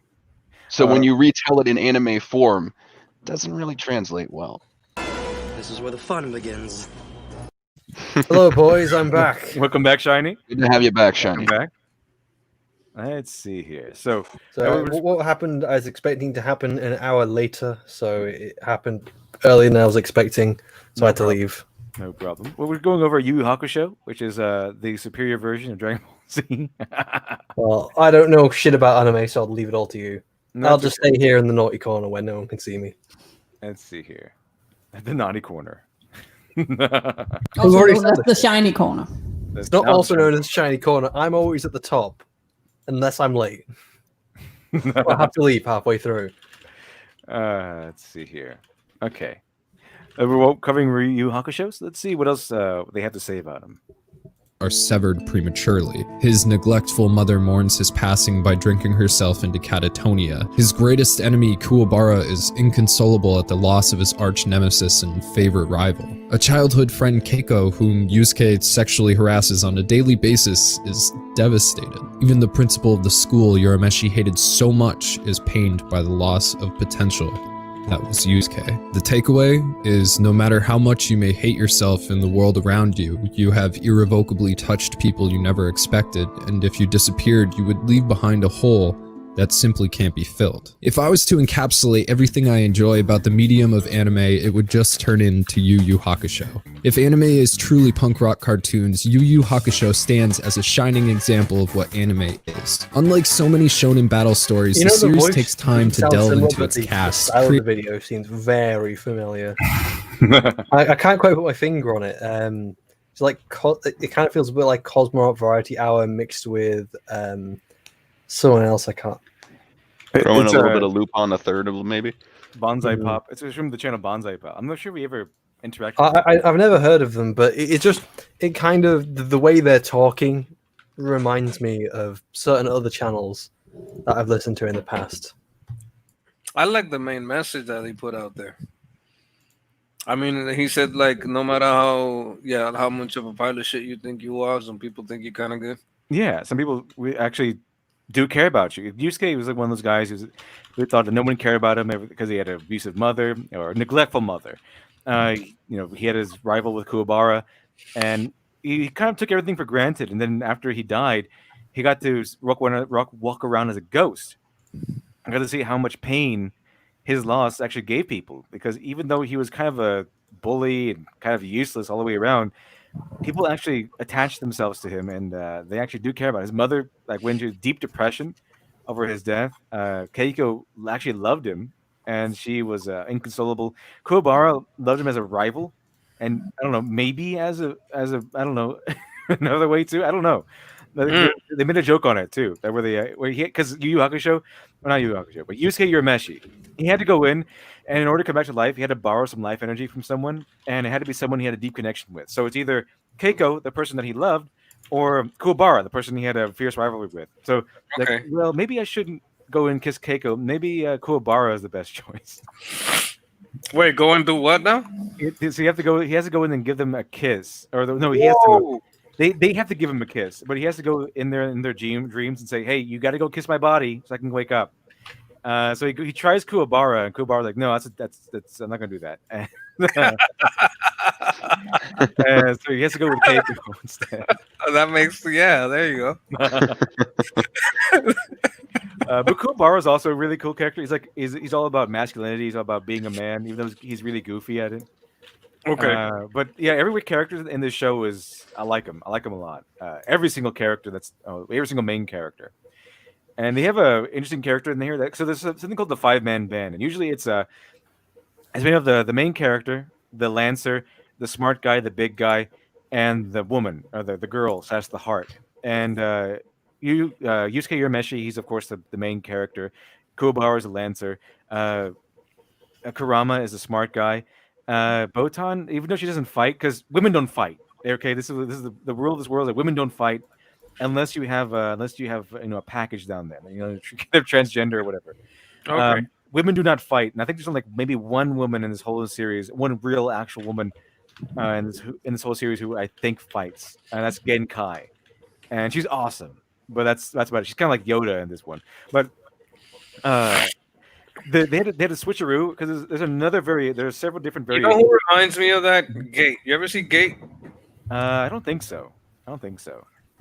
You probably like it because the guy thinks he's just like a nobody, but he's kind of like gotten ahead by avoiding certain things. It's weird. I don't know. But he like touches people in a way that's unexpected. I could put it there. I like shows like that. I like shows that explore like these deeper meanings and different aspects of being human. Like where Yu Hakusho kind of explores how he's useless and even he hates himself, but after he's gone, he's like, yeah, no one will miss me. And then he finds out that people do miss him. People do, they do respect him. You'd like Gate. I think you'd like Gate. It's about like a gate opening in Japan that goes into like a feudal other world that has, so they send like the military, and you send like the military against medieval horses. It's not going to go well for the people and the horses. Yeah, that sounds good to me. I like shows like that. You'd like it. I think you'd like it. And it's modern. It's like the animation is on point. I mean, they're in Humvees. Oh, interesting. That sounds good. I see Alex Halo says, fun fact, Yu Hakusho writer is married to Sailor Moon's writer. Now that is interesting. I did not know that one. That one's interesting. Tuxedo Kusho. So that's pretty epic right there. I like that. I see Doppler Radar, thanks for 2. Tell Sketch Liam Henny Cuck is calling him out, really? I don't look, this is like sometimes we got a comedy bit that we do on other channels, but I'm not gonna do them jokes over here, guys. I know you and Liam have a thing going on. You and Liam have that thing going on. No, but look what he called him. I didn't call him that. He called him. So I know what side you're on. Sketch is like, if I wasn't so damn peaceful and in line with the Force, I'd get up and I'd smack the shit out of you. Yeah. Anyway. Creating a troupe of complex characters to guide you through its narrative. Their relationships with each other, the world around them, and their place in it are put on display for the audience to fully engage with until the final episode. For myself, Yu Yu Hakusho was a life-changing experience viewed through the perspective of Yusuke Urameshi. To date, it is still my favorite anime of all time. So without further ado, let's just... By the way, I like Yu Yu Hakusho, but and when the Dark Tournament arc is over, the show is over for me. Everything that happens after that is like fan fiction from a 13-year-old. Like, I'm gonna make it dark. I'm gonna make it brutal. No. Yu Yu Hakusho ended for me after the Dark Tournament arc. Okay. That's when it ends. So when does it become edgy where it becomes unnecessarily dark? Oh my goodness, yes. It is unbearably edgy. It's horrible. It's a travesty of what it's like. 2 different people were writing this stuff. It's like the mature writer wrote Yu Yu Hakusho, and then he let his like 13-year-old son handle the rest after the Dark Tournament arc. Gate stays upbeat. I think you'd like Gate. Gate stays upbeat. Have anyone here seen Gate? I haven't. Okay, guys, I'd recommend it to all of you then. I think it's on Netflix but it's basically normal sword just from like our timeline, like normal Japan today, with normal American military equipment, which is what they have, going into a zone that's full of mineral resources, and you know how that goes. Let's see, Alex Halo. Also, another fun fact: Gate was created to get otakus into the military. It's like making treaties with the monarchies. It gets political. It's fun. It's and there's battles. You guys would love it. Is that Can't- true though? That the Gate was created to make to get otakus into the military. Why would you want otakus in the military? Well, they do bring. Oh my God, they had like a trial, and they bring some of the people from the other side, and they do have like mages and all that. And with the reaction by the military, you got to imagine these creatures coming into real world Japan, and there being a trial, and them being on cameras, and they're watching like real life, like a girl with cat ears. They're flipping out, they're flipping out all over Japan. They're like, oh my God, it's all coming true. It's funny, they have like if it were real, you would imagine they would react like that. That sounds amazing. I like that. But I think we're gonna go ahead and cut off the stream here. We're at 3 hours. Just got back. I know. Yeah, you ruined everything, Shiny. It's because you. It's because I'm back. Yeah, you ruined the fun. It's a pleasure to meet you. I maybe we'll get to hang out another time. Yeah. We originally did our 3 hour mark. I don't want to keep everyone all day. So thank you everyone for joining us. Thank you, Best Chat, obviously. Thank you everyone for joining me and on the panel. Thank Agent Yokai Zero, Zofrat, Shiny, Glib, Sketch Therapy. Nice to have you on an actual show. Anytime. And thanks Smudboy also. I know he couldn't make it the whole time, but thank you also Smudboy. I gotta follow all your channels. I don't know all your channels. You guys make a If video. Lit Dev had us in the description. Okay. I don't know who joins every day, so neither does Smud, but he manages. Okay, well, put everyone else in there. I don't want pressure you or nothing. But I was just saying, That's how you get shit done. You pressure them. This is what I was trying to say is like you all seem like lovely people, and I support y'all. Thank you, man. All right, well, appreciate it. Much appreciated. Illufash 2, thank you much for the 2. Why do the mods hold back Sketch T comments? I'm not commenting. I haven't said a word. Oh, check out Yellow Flash. Yellow Flash has a great channel. He does coverage on news, media, and also to the craziness that's going around. Lots of fun. Check out his Twitter too. He's a great guy. Yeah, of course. Absolutely. Okay. So thank you everyone for joining me today. Thank you everyone in the chat. Hope you had a wonderful otaku day, or what were they called? Otakus. Yeah. Gundams. Yeah, a little bit of Gundam work. You do this on Saturdays. You go like, oh, that's. I'm gonna keep watching this. Thank you. Weeb Day. We had Weeb Day today. Weeb Day. Okay. I like that. Weeb Day. Every Saturday is Weeb Day. And July the 4th is Weeb Day. Okay, so I think everyone. I will call the heathen that says this is Weeb Day. Thank you everyone for joining us today. I hope you have a wonderful rest of your day. I'll see you all next time. Bye bye.